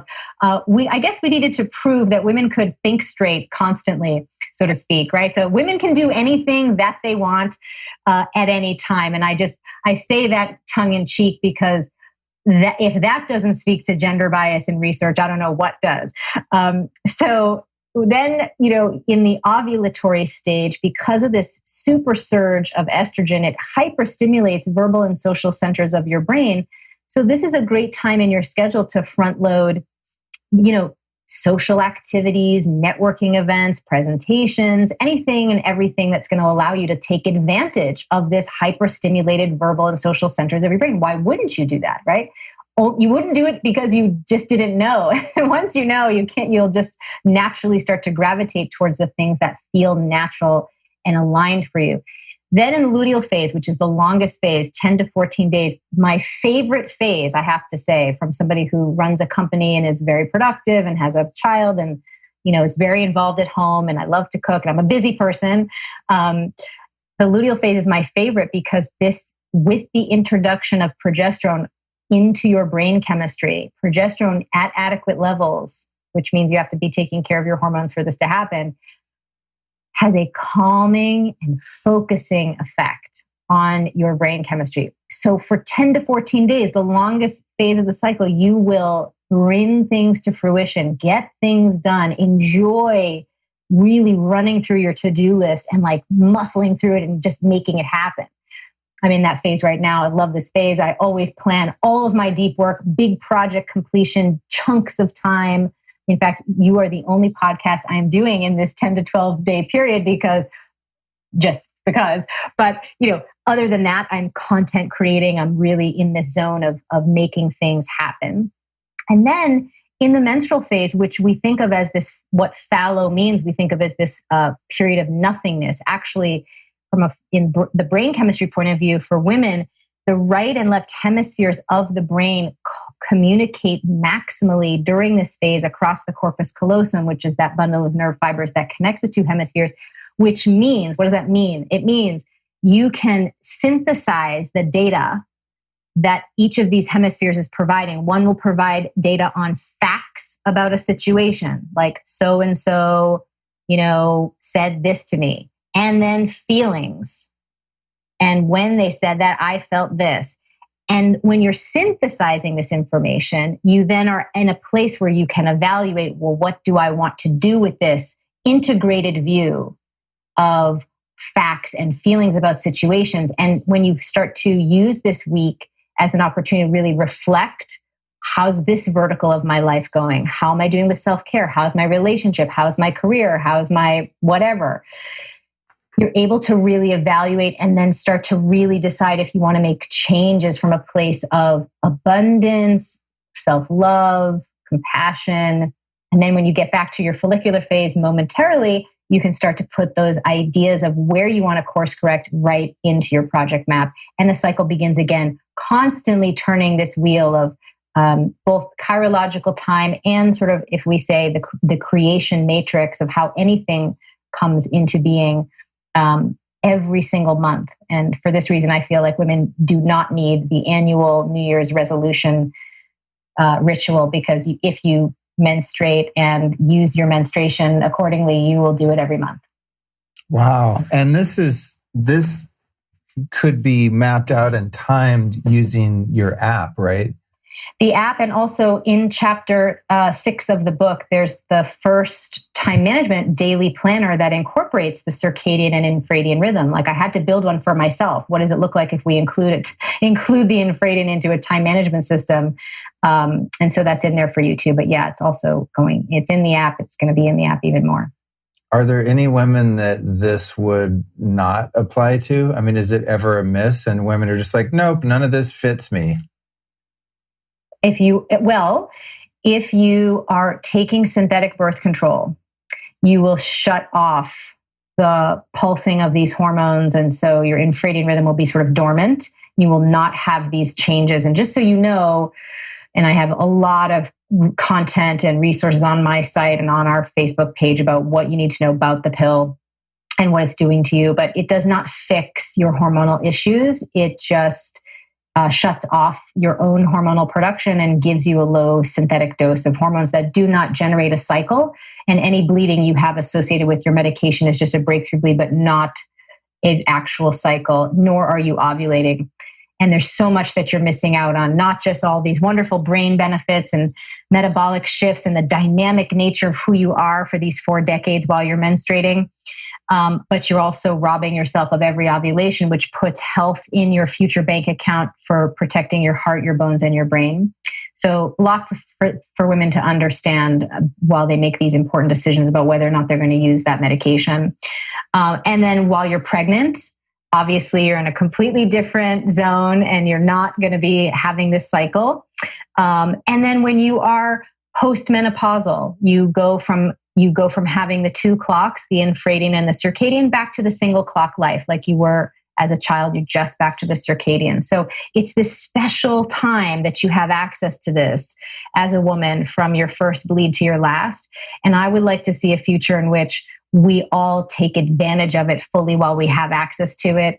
I wax a little quantum physics poetic in chapter 10 of the book, because if you think about the fact that women are the vessels of gestating or 3D printing small human beings, it would only make sense in a vessel that contained 2 different sets of timing, right? On that sort of quantum level, both sets of timing would facilitate that taking place. It's just interesting to think about. But, I would really love to see you have an experience of 4 decades of really harnessing the gifts of this rhythm before the clock stops ticking in that way. I feel like in our society at large, apart from people, I guess, that are really tapped into this kind of information, that experience is being largely missed. I mean, I can't think of one woman I've ever met or been in any sort of intimate relationship with where I would be privy to this information, that has regular cycles, that doesn't have cramps, PMS, fertility problems. I mean, it's rampant. It's insane. Almost half the population, and that's just what's reported. And again, all of that's unnecessary. Cramps, for example, if nature designed you to be in pain, then you would make more prostaglandins that controlled uterine contraction than you made those that control uterine relaxation. We have 3. PGE 1, 2, and 3. PGE 2 is the only prostaglandin that controls uterine contraction. And then it's sandwiched by 2 prostaglandins, 1 and 3, that control uterine relaxation. In fact, nature has, again, because nature is extremely efficient and elegant, why would it have to do more work to make more of these prostaglandins to cause the uterus to contract? It would never design a system like that. It would be like, the least amount of effort to yield the outcome, right? So a little bit of PGE2, the uterus moves, the endometrium sheds, and then there's a lot of relaxation outside of that. Same thing with labor. Women in the orgasmic birthing community will talk about the fact that it doesn't necessarily have to be painful. I mean, one could argue that, and a lot of birth researchers actually talk about the fact that in fact, the same things that cause painful periods, which is an increase in consumption of, let's say, toxic fats, as opposed to omega-3 rich fatty acids, which we were exclusively eating up until the modern food era, create an increased production of PGE2 and suppress the production of PGE1 and 3. So if you're eating these bad fats, you're going to have pain, not just with your period, but also potentially with labor, right? Oh, that's interesting. I didn't know that. That, to me, I have a list of like the top 10 foods to avoid, because I think once you kind of have that down, then it's more about EMF and blue light and some of the more environmental toxins. But one of them, to me, that's just the scourge of our food system, are toxic seed oils, the canola oil and the like, and all these ambiguous vegetable oils, which are just, some rancid seed oil. And they're just so ubiquitous. They're just entrenched in our food supply. That's why I always I'm grateful that Whole Foods exists, but I often refer to it as canola foods, because you go into the bar at Whole Foods. You know the story about canola, right? Canola comes from the rapeseed. Yeah. Right? And when they were trying to figure out how to market this to the consumer in the 70s, they're like, well, we want to make this a health food. So what could we call it that sounds like granola? Let's call it canola. It's like really just, but I mean, because who would buy rapeseed oil? It doesn't sound so nice. Difficult. But I do think that understanding that the inputs, the dietary inputs that you put in, have a direct impact on the quality of your monthly cycle, whether that be with cramps or even the color and texture and volume of the bleed itself. I made a little TV history years ago going on Dr. Oz and simulating the different colors of menstrual blood using fruit juices, just to share with women that every month your bleed is giving you live hormonal biofeedback, right? Like, we've normalized the conversation like, oh, look at your bowel movements in the toilet to see how you're doing with hydration and fiber intake and your health overall and your gut microbiome. If you're not looking at your menstrual blood when it's present, you are missing huge amounts of biofeedback to help you know how's your estrogen in relationship to progesterone. That is something you can start making changes to immediately with your diet and start to see results in your cycle immediately. And that's the other big exciting thing to be sharing with women around their hormonal healthcare, which is that pervasive, probably the oldest myth out there, that suffering is your destiny, the curse of being a woman, right? That pain is part of the story. And that once you have this curse, it can never be changed. You're going to be stuck with it for life, is not predicated on any scientific facts whatsoever. And if you want to change how your period is, you just have to change sort of how you're eating and how you're living, and it will change, period. Yes, as someone who's been enthusiastic about alternative health and whatnot over the years, it has been frustrating for me to observe women in my life suffer. And, it's always that, it's like the codependent, controlling side of me wants to be like, all right, I'm going to fix this, like eat this, don't eat that. And, over the course of my many years into this, I've learned to just mind my own business, and just, if no one asks me for help, I'm not going to say shit, because it's invasive and controlling. And it really is, as I said, it's none of my business unless they make it my business. But it is frustrating to me because I care about people, especially my intimate relationships, friends, family, etc. And I know that it's fixable. It's just so annoying to me. And it's like, it's even more annoying when I haven't been given permission or my opinion hasn't been asked for. And I just have to sit there and be compassionate and listen to, whoever it is that's sharing their problem with me, and knowing like, oh my God, I know the answer to this. It's so easy. Well, not easy to fix, but is fixable if you have the right help, like the book, the book that you're Well, can I support you? Because I really feel the love and concern you have for women, and what actually you, instead of trying to repress this desire you have to support and just sort of stay passive and listen, I would actually redirect that energy if it were me. And I would say, why don't you help express to that woman that she should expect better from her healthcare, that she should seek out knowledge about her body, and that she should advocate for herself until she feels the way she wants to feel, and not be gaslit by anyone until that occurs, right? So you're basically going from passive listener, compassionate listener, into warrior advocate, to help emblazon her to become her own advocate, because that's the thing that's been drilled out of women. Maya Dusenberry wrote about this in her book, Do No Harm, which basically talks about experiments that have been conducted where male and female patients walk into the same physician's office, complain about pain. And in the case where a man is complaining, tests are ordered, labs are run, and it's taken seriously. Women complain about the same pain, and the experience that they receive is gaslighting. They are told it's in their head. I mean, let's not forget the invention of hysteria as a diagnosis, and just said, well, you should just, probably is in your head. You just go home, right? And women are turned away and told that that they're crazy, that what they're feeling isn't real. And for a male partner in their life to be like, that's complete nonsense, because that's not what happens to us dudes at the doctor's office. You should fire that doctor, go to a different one until somebody listens to you and takes your pain seriously. That would be the kind of like warrior masculine energy you could bring as an assist to your partner whose own inner warrior goddess energy has been wounded by this situation. Yeah. I mean, my message really is, even more so than find a doctor who supports you and listens to you, is become your own doctor.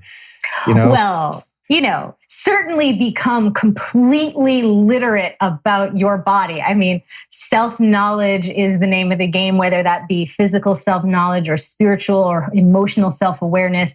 Really understanding that is the journey of one's life in so many ways. So yeah, women for sure, when it comes to their bodies, are so far behind the eight ball because of this nonsense of sex education that we're presented with, and just really cut off at the knees from understanding who we are.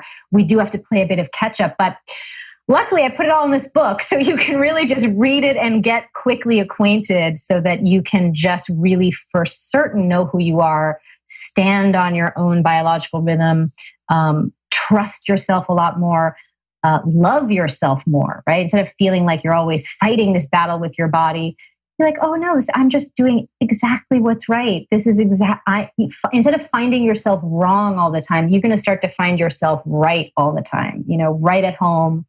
And it's just a great feeling to start to build on. One thing I find really encouraging is that females these days, as I've observed being into what's now called biohacking, I guess thanks to Dave Asprey, but used to just be alternative medicine or you were just a health freak. And this is going back, over 2 decades ago when I got into all the infrared saunas and detoxing and juice fasts and making kombucha and doing colonics and all the things that were kind of, the first stuff we got into. And there weren't a lot of women engaged in that health sovereignty at that time. It was kind of a man's game, except older women whose health had really failed them. And then they were like, all right, screw the doctor and the medical model. I'm going to figure this out myself, and went more in the functional medicine or self-healing direction. But now it's really encouraging. And I noticed in your book, you use the term like biohacking your health. But as someone who does, I don't know, probably half my content is about alternative healing and biohacking, et cetera. Not only are there a lot of women really embracing it, but really young women. I mean, I get messages from girls on Instagram, and I don't look at their age and their profile or whatever, but they look like they're in their early 20s and they're like, I'm learning about EMF and blocking blue light, and I'm, eating grass-fed meat and wild fish and ghee, and, they're on all the things. And I constantly offer my gratitude, unending gratitude to millennials, because if it were not for their complete balking at the ultimate taboo around showing visible signs of menstruation. You have to remember 5 years ago, until, people were posting pictures of themselves free bleeding on Instagram, that had never been done in all of human history, right? And it was millennials who were like, this is my life. I just bled on my, sheets. Here it is. Why should this be something I can't show? And that shifted the culture. Then we had 2 years in the wellness community where menstruation was a wellness theme of the year. And, I've been doing this for 20 years. That had never happened before. And we're living in, from a female healthcare point of view, historic times. And what that requires of us is to ask for more. You bring up the biohacking community. We need to have more inclusivity there too, right? If we're going to be talking about, this is generally good for you. Yes, certain things are, like EMF, blue light blocking things and other environmental things you can do, and saunas. Yes, but when we're talking about saunas, where is the research to talk about when a woman should do that based on metabolic and cortisol shifts throughout the infradian rhythm? There is none, but there is plenty of research just on the men, as opposed to it's universally good every single day. That doesn't mean a woman should do it every single day. Not including that and just making the assumption that it translates from the male study to the female is gender bias that needs to be addressed, right? And again, I don't think that it's malicious in its origin. I just think it's a habit. And when we report on things in the wellness conversation, like, this study shows intermittent fasting is now the gold standard of how you're going to protect yourself from aging, cellular aging. It would just take one sentence of, journalistic, normal things, like just citing, and by the way, this study was done on men and postmenopausal women. And the little bit of research that we have on women in their reproductive years is that it has the opposite effect. So women in your reproductive years, don't do 17 hours of an intermittent fast, because it will cause the opposite result, right? Including women in the conversation, even if the research doesn't exist, but just to simply point out that, hey, we don't have research on this method of self-care. Proceed with caution. Follow your inner voice, and let's ask and demand for more research inclusivity, so that when we are having a wellness conversation or a biohacking conversation, it's actually inclusive, as opposed to patronizing, like, this works for the dudes, so it should work for you. Yeah. And that's old school. We deserve more. I like it. That's a really good point, because as I've seen the biohacking scene become more popular with women, I mean, it seems inclusive in the sense that like, hey, like come to this conference. Like Sure. there's a lot of women there and on social media and stuff like that. But have you ever seen a conversation, a workshop at a biohacking conference about menstruation and hormones, the infradian rhythm? I mean, I have seen some speakers, and things like that. But not in terms of, I think where I'm going is the technology, like I would just assume like, oh, saunas do this for you, ice baths do this, red light therapy, et cetera, all the things, right? Hyperbaric oxygen chambers, PEMF, all the shit that I do every day. I would, because I've not considered what you just said, well, I would tell every woman to do it all the time like I do it, and I study the research just because I want it to be valid so I don't hurt myself and recommend things to people that follow my work. Right. But I definitely have never even thought to pay attention to a study. And it's just a huge blind spot, and that's just become so normal that we just assume that what works in the male will translate to the female, but we know that that's not true. Now, NIH knows this too. They put out a sort of an APB, if you will, in 1996, begging researchers to include more women in human clinical trials because, drug therapy, dosing for procedures, it's all based on this assumption that, women are smaller versions of men and therefore we'll just titrate down based on BMI. It is obviously more complex than that. And if we can do studies that factor in the complexity of the changes within the circadian cycle, I guarantee you we can create studies that factor in the same complexity of the infradian cycle. It's just that we don't because of old habits and who's running studies and whatnot. And we just need to demand a change and an end to this sort of unacknowledged gender bias in the way that we talk about biohacking and wellness and research. And well, I think with the popularity of this increasingly amongst women, and as I said, younger women, the demand is going to create that, right? So as people in tech develop new types of saunas and this and that, I think that in order for the marketing to really be effective, I mean, this is just speaking bottom line wise, the research has to support the marketing, right? And so as women become more savvy about the nuances of their health, they're going to demand like, cool, this thing's good for everyone. Really, where's the study for that?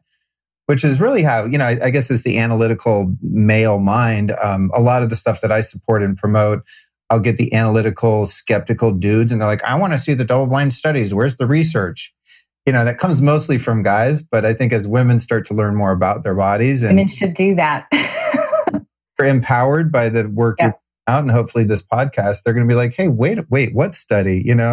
Who did this actually cover? So I think that's really compelling.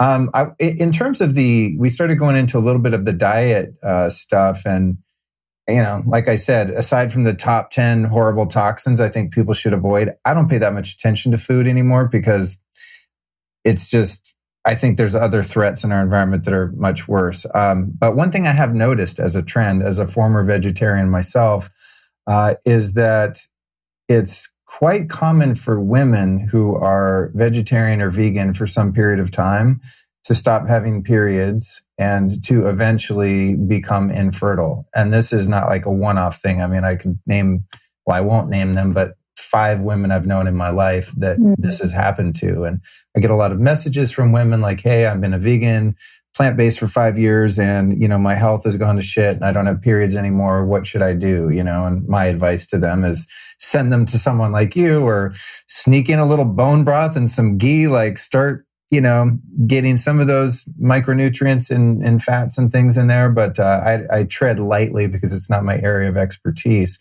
So why is this happening? And have you experienced the same thing in your work? I actually think we just simply need to expand. It's not just veganism. It's any disruption to your infradian metabolic pattern will create a disruption in ovulation, which then translates to lowered fertility. So you don't have to be vegan, but you could get the calorie intake wrong consistently over the month. And you may not ovulate every month, right? Which is going to decrease your fertile factor, so to speak. Then you could take that a step further and add in an extreme form of dieting like intermittent fasting or keto or veganism. And I go through these different diets in the book to really explain why they don't work as well for women. And a lot of it has to do with, yes, a combination of excessive calorie restriction and micronutrient depletion that over time destabilizes blood sugar and increases cortisol production, which fundamentally will disrupt your period as a whole, which, and again, I always try to explain to women that your fertility is like the frosting on a cupcake. Your period is the cupcake, the fertility is the frosting, and your sex drive is the cherry or the sprinkles on top of the frosting on top of the cupcake. So if we back into that analogy, if your cycle is, if you don't make the right batter, you're not going to bake that cupcake, and you're not going to get to frost it, and you're not going to get to put the sprinkles on it, right?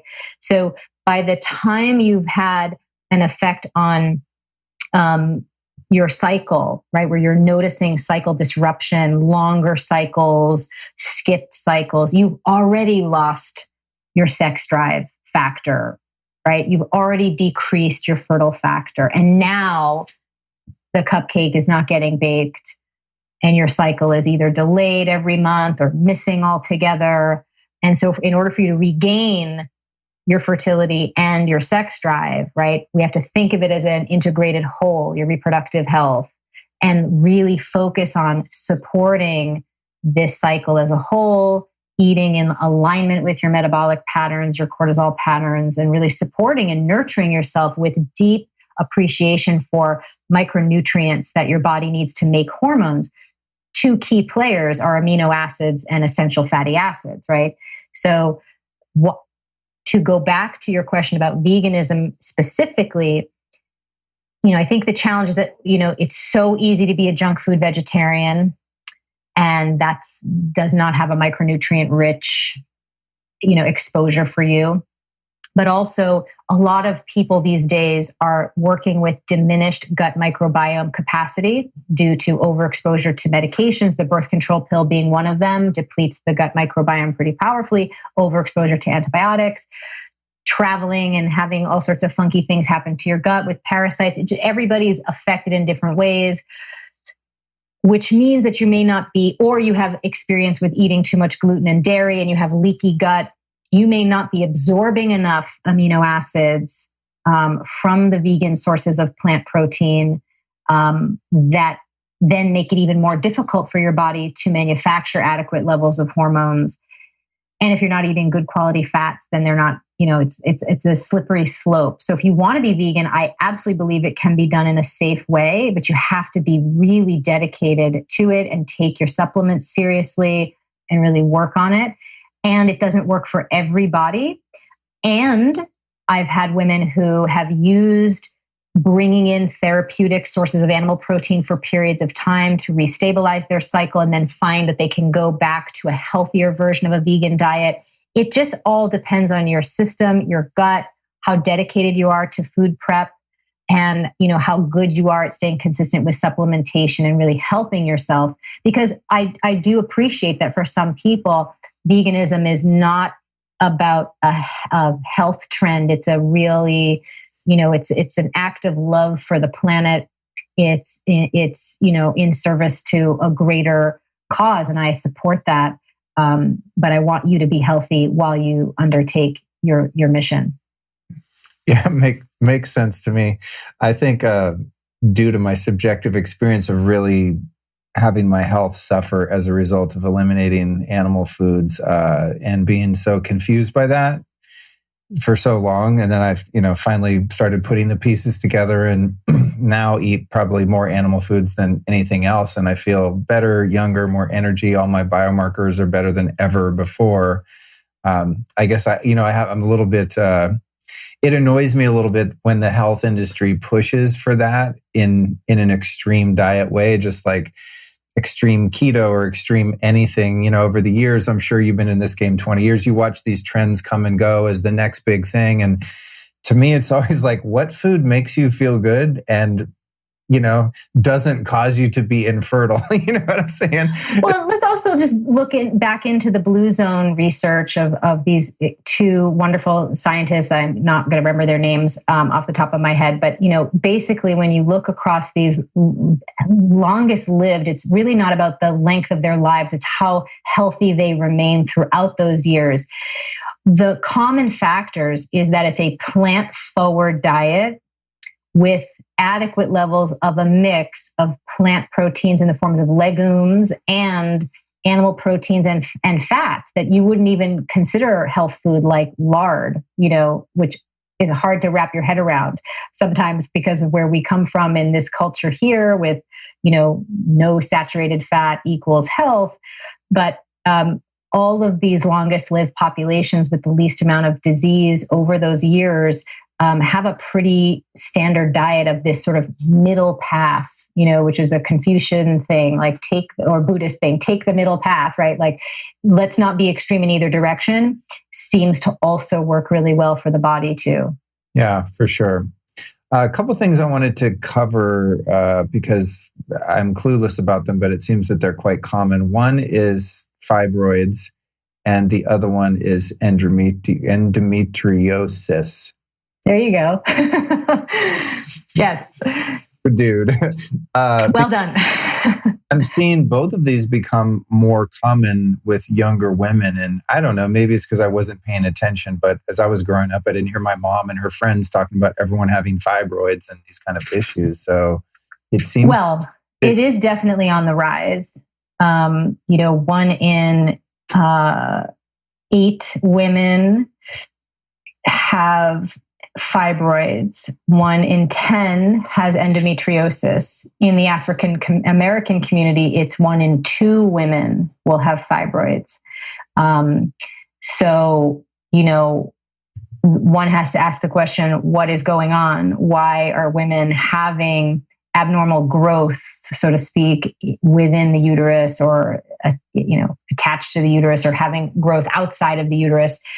And, there are 2 different types of conditions. Fibroids, really are benign tumors, so to speak, that are fed by excess estrogen. They can happen within the uterus. They can happen inside the wall of the uterus. They can happen outside of the uterus. And depending on where they are, they can affect fertility, in terms of successful implantation. The challenge with them is that, unless you can find a fibroid surgeon who that's like what they do all day long, only that, most of the time you'll get the advice to just do nothing because they're worried about creating any scar tissue, and rightly so, in the uterus. But then the doing nothing and maybe taking synthetic birth control doesn't really help you when then you go off of it and you want to try to conceive. It's not great options. I think there should be more research done on fibroids, what the mechanisms are that are involved in the creation of that. What are the dietary inputs or environmental inputs that trigger the development of those? And then what are some other advanced techniques we could use surgically to help women really, get rid of them when they have overgrown, and then use other types of, let's say, nutritional therapy or micronutrient therapy to, prevent the massive recurrence of them happening. I think there's just more research that needs to be done. On the fibroid trip, have you heard of women reversing that condition naturally by just making dramatic changes that support their hormonal balance, et cetera? Or is it the kind of thing like once they're there, you either just have to leave them alone or have them surgically removed? I think once you have identified that you have them, they're likely sizable enough that they're causing you discomfort, because it's not often that that you're doing scoping inside the uterus to see what's going on there. You'll get cervical exams annually, but not that typically. So by the time you're seeing them, they may be a candidate for some sort of surgical support. If you're able to connect with a surgeon who can help you. But I think what women should know is that if they're going to go the route of surgery, that they want to definitely consider absolutely everything and anything that they can do to help their bodies metabolize estrogen more efficiently. If estrogen is fueling the development of these fibroids, and you're going to go through the arduous process of having the surgery to address them, then doing everything in your power to prevent a recurrence would be really a smart thing to do. And we know that estrogen levels can be modulated just by simply adding things in, like ground flaxseed, for example. We've had that studied on long-term effects on breast cancer. That's been studied in terms even of just increasing fiber can delay the onset of menopause by several years. So we need to just have more research. More research is needed to help women so that we don't feel like we're guessing at what is the appropriate steps to take. With endometriosis, the good news is that we understand it a little bit more now.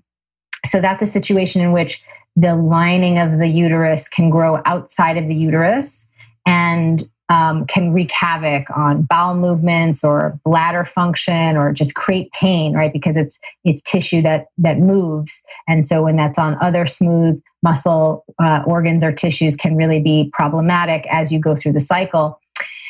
So at first it was just categorized as a hormonal issue, but now we have a better understanding that there is also an autoimmune component taking place with endometriosis as well. So again, let's get some more funding for some more research. Let's really understand what are the epigenetic triggers, what is happening inside the body, what are the pathways hormonally, and let's be able to offer some real support to these women.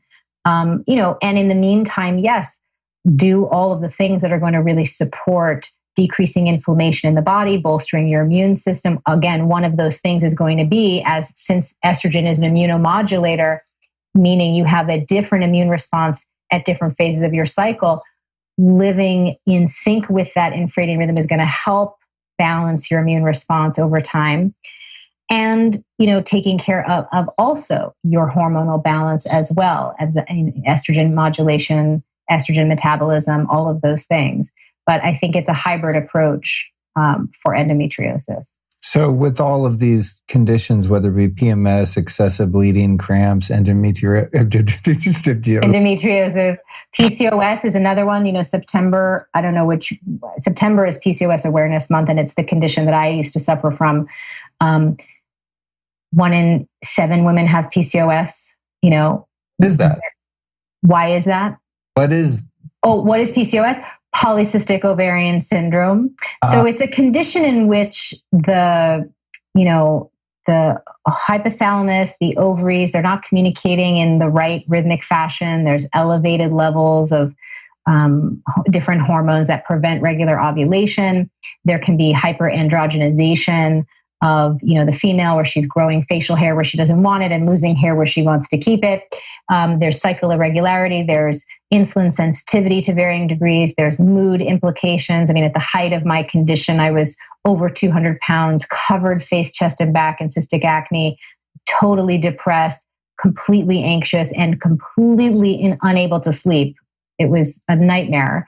And this lasted for several years. And I was told that they didn't know what was wrong with me for many years. And then when I did help my doctor make a diagnosis, she said there was really nothing that they had for women like me, except for, synthetic birth control, which she readily stated was not a cure.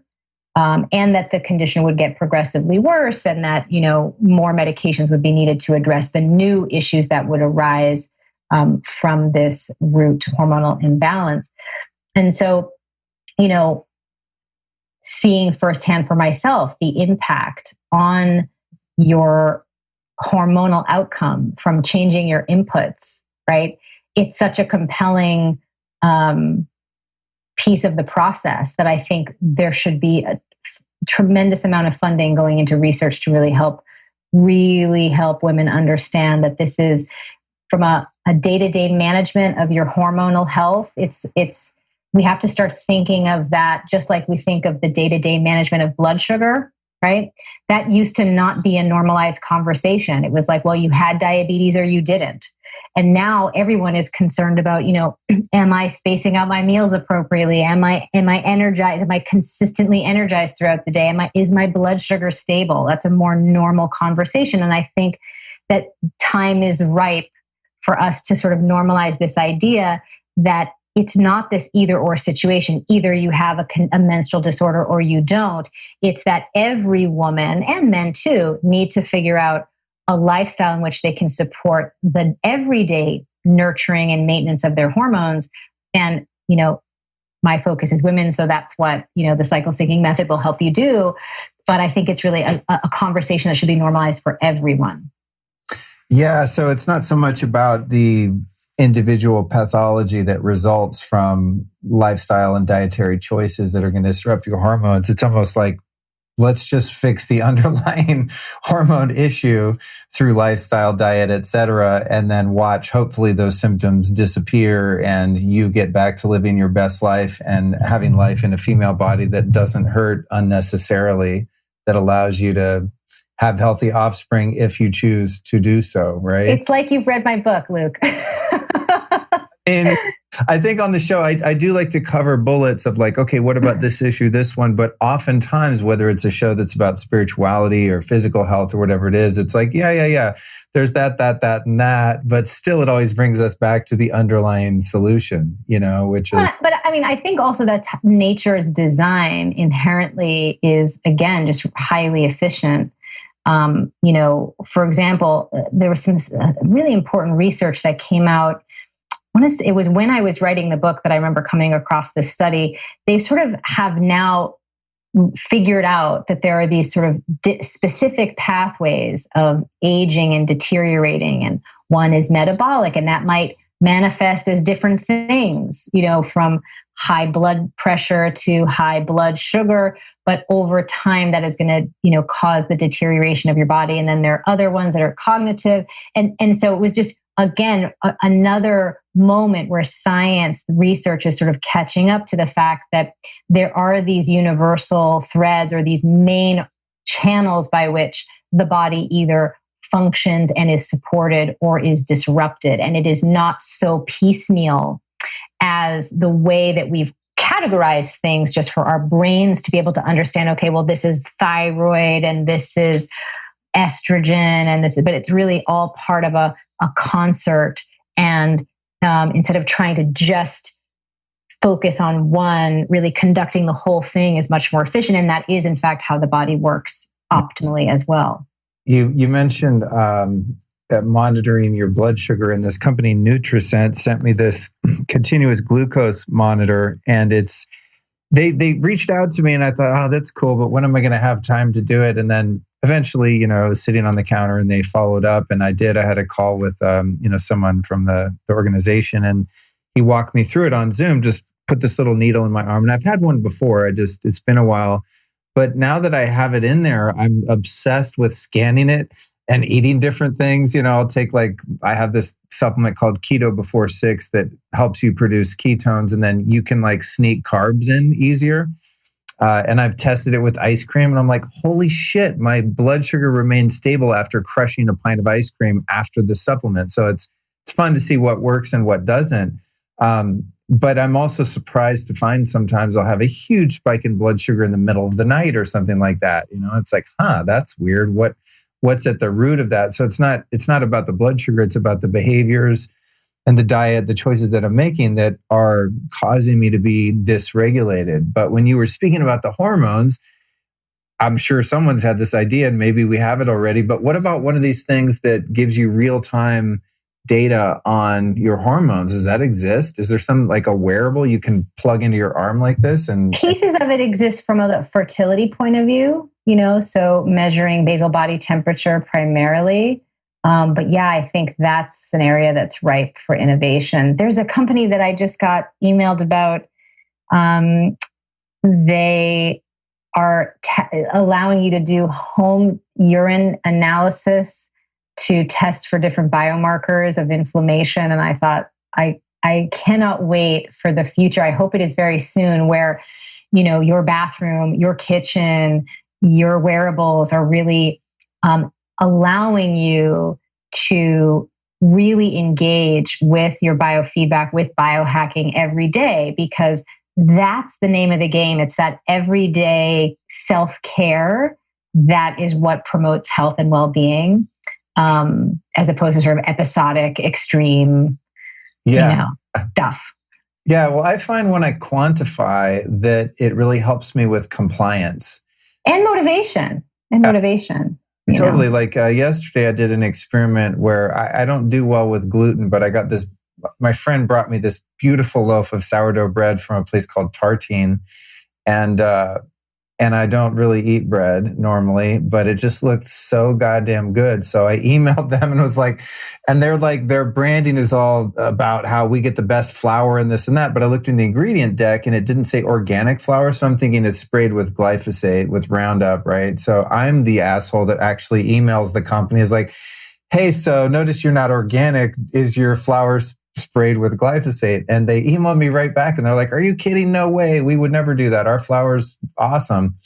So even though I'm gluten sensitive, I ate like half a loaf of this bread because it was delicious with melted butter and sea salt, which is favorite food of all time. But then I wanted to see what it did to my blood sugar. And interestingly enough, it didn't raise my blood sugar within a couple hours of eating it, but it did raise it in the middle of the night up to like 170 or something, like pre-diabetic coma level. So I would never know that. And I would be way more tempted to make that bread bonanza an ongoing habit if I didn't see what it did to my blood sugar, So I think the quantification is really meaningful because it helps us have discipline. And if we want to have that discipline, it's really cool to see the real-time data as we live our life. And it's going to be a really fun world where each person, again, as I said earlier, can become their own doctor, educate yourself, empower yourself, read books like yours.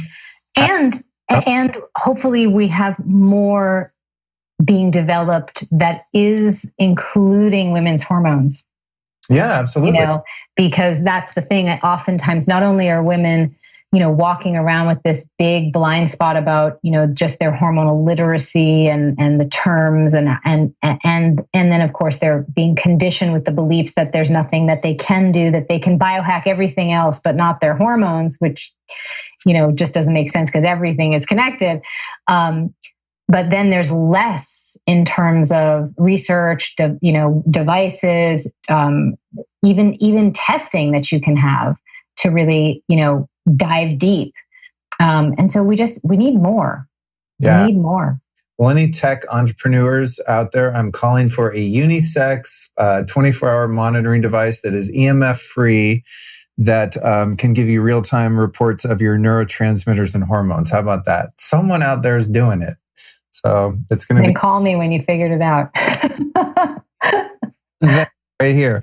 So my last question for you today. Wow, this has been quite an epic journey here. Thank you for your generosity of time. It's been fascinating. You're brilliant and super fun. So thank you. My last question is, who have been 3 teachers or teachings that have influenced your life and your work that our listeners might be able to go check out? Okay.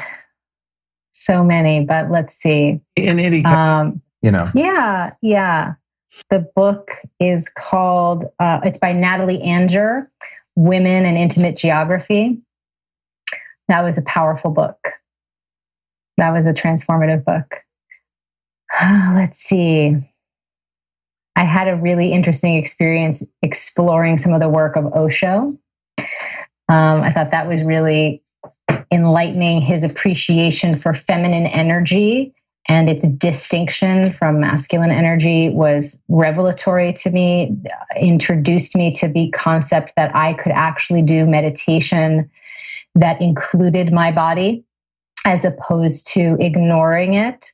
And so, to this day, when I meditate, I'm either dancing ecstatically or twirling around or just moving my body. Yeah, really, really, it was so liberating because the whole premise of like staying still did not work for my dynamics. So that was really cool. And let's see, another one. Yeah, Tom Kenyon, the Magdalene manuscripts. I'm pretty sure it's a work of fiction, but it was just a really interesting. I would also throw in Sue Monk Kidd's Dissident Daughter, just sort of really interesting dive into our culture and its wrangling with the subject of the feminine spirit. Awesome. Well, thank you for the recommendations. We'll put them in our show notes with everything else we talked about. Lastly, where can people find your book, app, website, social media, anything you want to promote and send them to? Now would be the time. Well, if there's anything going on with your cycle, I'm not just an advocate and a researcher. I'm a femtech entrepreneur, and I built a company called FLO Living to help women like me who find themselves with a diagnosis or with period problems and they want to figure out what to do next. So flowliving.com is that place. I believe that we needed a company that, would kind of be like, Weight Watchers for your period. What do you do after you figure out something's off and you need to get some help? Well, not everybody can spend the time to, do all the research and reinvent the wheel. It should just be easy for you to learn what's going on and figure out what to do. And there's programs and products and one-on-one coaching that's all done virtually that you can access there. So stop suffering and get out of hormonal chaos as quickly as possible. If you are on fire with the infradian rhythm now and you see the light and you want to figure out how to really take this to the next level in your life, as we like to say, be an infradian girl living in a circadian world, come do that with us at cyclesyncingmembership.com. And that's where you'll find Flow 28, which is, workout videos, recipes, grocery lists, meal plans, everything tailored to each of the phases of your cycle, plus monthly deep dives with me on how we actually set some boundaries so that the circadian doesn't overtake our infradian way of living. And if you want to download the app, you can do that at myflowtracker.com, and it's the circle icon, not the feather. And if you want to get some really cool biohacking bonuses about like when to go to the sauna, which skincare things to do at which time at the spa, etc., go to intheflowbook.com and you can, with purchase, download all these great biohacking guides based on the phases of your cycle. And then you can follow me on social at FLO Living and at alisa.vitti. So cool. God, I really am just in such admiration, not only of your work, but just your business. It's really, really impressive, as an entrepreneur. And I don't mean that like, you're just in it for the money. I mean, obviously your origin story dictates your mission. And I think anyone that's really successful has a value system based on that, by really wanting to help. But it's incredible what you've put together with all of this, just the sheer amount of content and support you offer for people. So it's really inspiring. I'd like to find a way to build something like that myself, that encompasses my particular niche passion. So congratulations on that. It's really impressive. It's been like a labor of love and 20 years deep, so time and love will usually get you there. Yeah, it's cool. Well, I'm so glad you came on the show today and have so many ways to support people beyond this information. Oftentimes someone comes on and shares their expertise and it's like, okay, bye. It's like, good luck with that. Not that that's a bad thing, but they don't have an infrastructure built to support their work, and for people that want to learn more and actually apply what's been discussed. So it's really cool. I feel really grateful to be able to have people have a takeaway here that's actionable that they can really do something with. So it's very cool. Thank you. Thanks so much for having me. I mean, really, I've been interviewed by so many interesting people, and this conversation has been so juicy and so multifaceted and so nuanced. And I've so enjoyed sharing all of these things. And so thank you for being just like amazing at pulling all of those things out. Oh, thank you. I'll take the compliment. I appreciate it. And, I look forward to sharing this episode with as many people as possible. And I'm going to encourage them to share it with their friends as well. And we'll just keep getting this message out and empower everyone to take responsibility for their health and live their best. Get in the flow. It's like Suffering is optional. If we educate ourselves and work like yours, I believe the human body has the blueprint to heal, be healed, and our spirit has the blueprint to heal others. So thank you for taking the time today. Thank you for having me. There's nothing better than wrapping up an interview and knowing that your guest absolutely knocked it out of the park. Now, I had listened to some of Alisa's interviews just to study up and make sure I got to know her before jumping into a conversation cold. But in my humble opinion, this was one of the most thorough interviews she's ever done. I mean, we really dug into the deep end here, and I'm so excited to share that with you. As I promised in the intro, I want to tell you about something revolutionary that can change your life if you're a woman. FLO 28 is Alisa's new program for women that helps you take back control of your health, your hormones, and your life all month long. And we talked a lot about the principles she uses during this interview. Now, what's so cool about this method is that she covers food, exercise, and time management for the actual female biology and hormones. And it's the only program based on your infradian rhythm. It turns out that having an infradian rhythm causes changes in your metabolism, brain, stress, and other systems. So basically, women aren't the same throughout the 4 phases of the cycle. They have different calorie, fitness, and nutrient needs. The problem is that all the fitness, diet, and lifestyle programs women often try are based on research done on men, as she talked about in this interview. So I imagine that's got to be really frustrating. I'm so glad she created this. So if you need something tailored for your unique female pattern, in order for you to truly feel your best, I highly recommend that you check out the FLO 28 program. Every month, you're going to get recipes, shopping lists, meal plans, workout videos for each phase of your cycle. You also get a revolutionary time management system to organize and optimize your life. As I'm going through these points, I wish they had one for men. I feel like I'm in cycles too. I don't think they're just quite different. Not only that, you get direct support from Alisa through her monthly masterclasses where you can get your questions answered. Alisa's cycle syncing method has really transformed the health and life of thousands of women. So I'm stoked to be able to offer this special opportunity for you in her community. So if you want to make peace with that female body you've got, you want to get rid of your PMS, if you want to do more with less stress, you're going to definitely want to check this out. So again, you can sign up with the 50% off your first month at cyclesyncingmembership.com by using the code LukeStory. That's cyclesyncingmembership.com using the code LukeStory. And give me some feedback. Those of you that do join, I'd love to hear what your experience is because it sounds incredibly thorough and cool. And it really sounds like they hold your hand and just walk you through all of this. So hit me up on Instagram, at Luke Story. Send me a DM, shoot me an email if you join the program and it's awesome.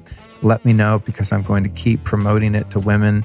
Even though obviously I'm in a male body, I have so many women guests and women friends and my amazing partner, Alisa, and I just love women in general, and I want to do everything I can to support them, especially because they're the ones that are bringing in the next generations of humans, and it's really important that women are able to also find a way to biohack their health and be healthy, happy moms. I'm just really, really supportive of that mission. So again, check out cyclesyncingmembership.com and save 50% off your first month with the code LukeStory. Why not? Who doesn't like to save money? I don't even know how much it is. It's probably not that much. I didn't check actually, but at least you're going to get 50% off on your first month. All right, so that's that. Thank you, ladies and gentlemen, for joining me. Next week's episode will be, first we have a bonus show of my recent appearance on Wellness Force Radio with my friend Josh Trent, where I get probably too raw and real about my past struggles with relationships and intimacy and how I eventually found true healthy love. So sweet, but I really did. And it was an amazing conversation. And I thought that it could be helpful to people that also have problems, with that area of life. So that'll be a bonus show on Sunday. And then Tuesday, oh shit, man, I'm just reading this now. This episode Tuesday is insane, guys. It's called COVID Tyranny Exposed, Fighting for Medical Truth and Freedom with Dr. Rashid Buttar, who was on the show before. That episode was the first show I ever had actually to get censored. It was removed from YouTube. They did not like us questioning the narrative. And you know what? F them. And I'm so excited that new platforms are coming out so we can all eventually bail and just completely tank all of these tyrannical social media monsters that don't let people have a voice. I always say they're all going to become the next MySpace. Eventually Instagram, Twitter, YouTube, Google, Facebook, all these jerks are just going to fade into nothing because they're run by people that don't care about people. That's why they remove dissent, But Tuesday's episode, man, honestly, Dr. Rashid Buttar was on fire. We recorded that one at Quixmala in Mexico. And man, I've never seen that dude that fired up. And he just nails it and really went into a lot of the politics of the COVID tyranny, more so than even the health ramifications, which I have, of course, covered with Zach Bush and so many other amazing doctors and experts before. But I just, I can't believe that this stuff is persisting. I leave my house and drive into Hollywood, and I always say to Allison, I'm like, wait, we're still doing this? I walk into a store without a mask, and you're like, sorry, you need a mask. I'm like, really? Like, do you guys, does no one have the internet? Or is everyone, I just don't get it. But Dr. Buttar gets it. He's going to be hammering your brain in on Tuesday. So please, please do me and yourself a favor and subscribe to the show so that you don't miss any of the weekly episodes. People often message me and say, hey, you didn't put out a show. And I'm like, yeah, I did. I've never missed a Tuesday show in 4.5 years, and I'm never going to until I decide not to do it for some reason, which I can't imagine why I would ever say that. But the reason you're not getting episodes is because you must subscribe. And if you don't listen to the shows in a while, many of the apps will unsubscribe you. So it helps you if you subscribe, because then every episode is automatically downloaded to your device or computer. And it also helps me, your friendly podcast host, because even if you only listen to a few minutes of a podcast, it counts as a download. I know it's kind of a scam they have going there at the iTunes algorithmic computer world thingy, but that's how it works. So anytime you download an episode, click play, it counts as a download. And for your old pal Luke here, the more downloads I have, the easier time I have getting amazing guests on the show and awesome advertisers and all of the things that makes my work here on Earth possible. So please subscribe and share this episode and really every episode that you listen to and enjoy with a friend. Now, if you listen to an episode and you think it sucks, then, obviously don't share that, because then your friends would be like, why did you send me this whack podcast? But if you listen to one that you like today's, and I know you did because you're still hearing my voice like 3 hours in or something, it really, really helps when you share the shows with friends. And for those of you that do, I love you. God bless. I'll be back at you on Sunday with a bonus episode, and then our regular programming with Dr. Rashid Buttar on Tuesday. Peace.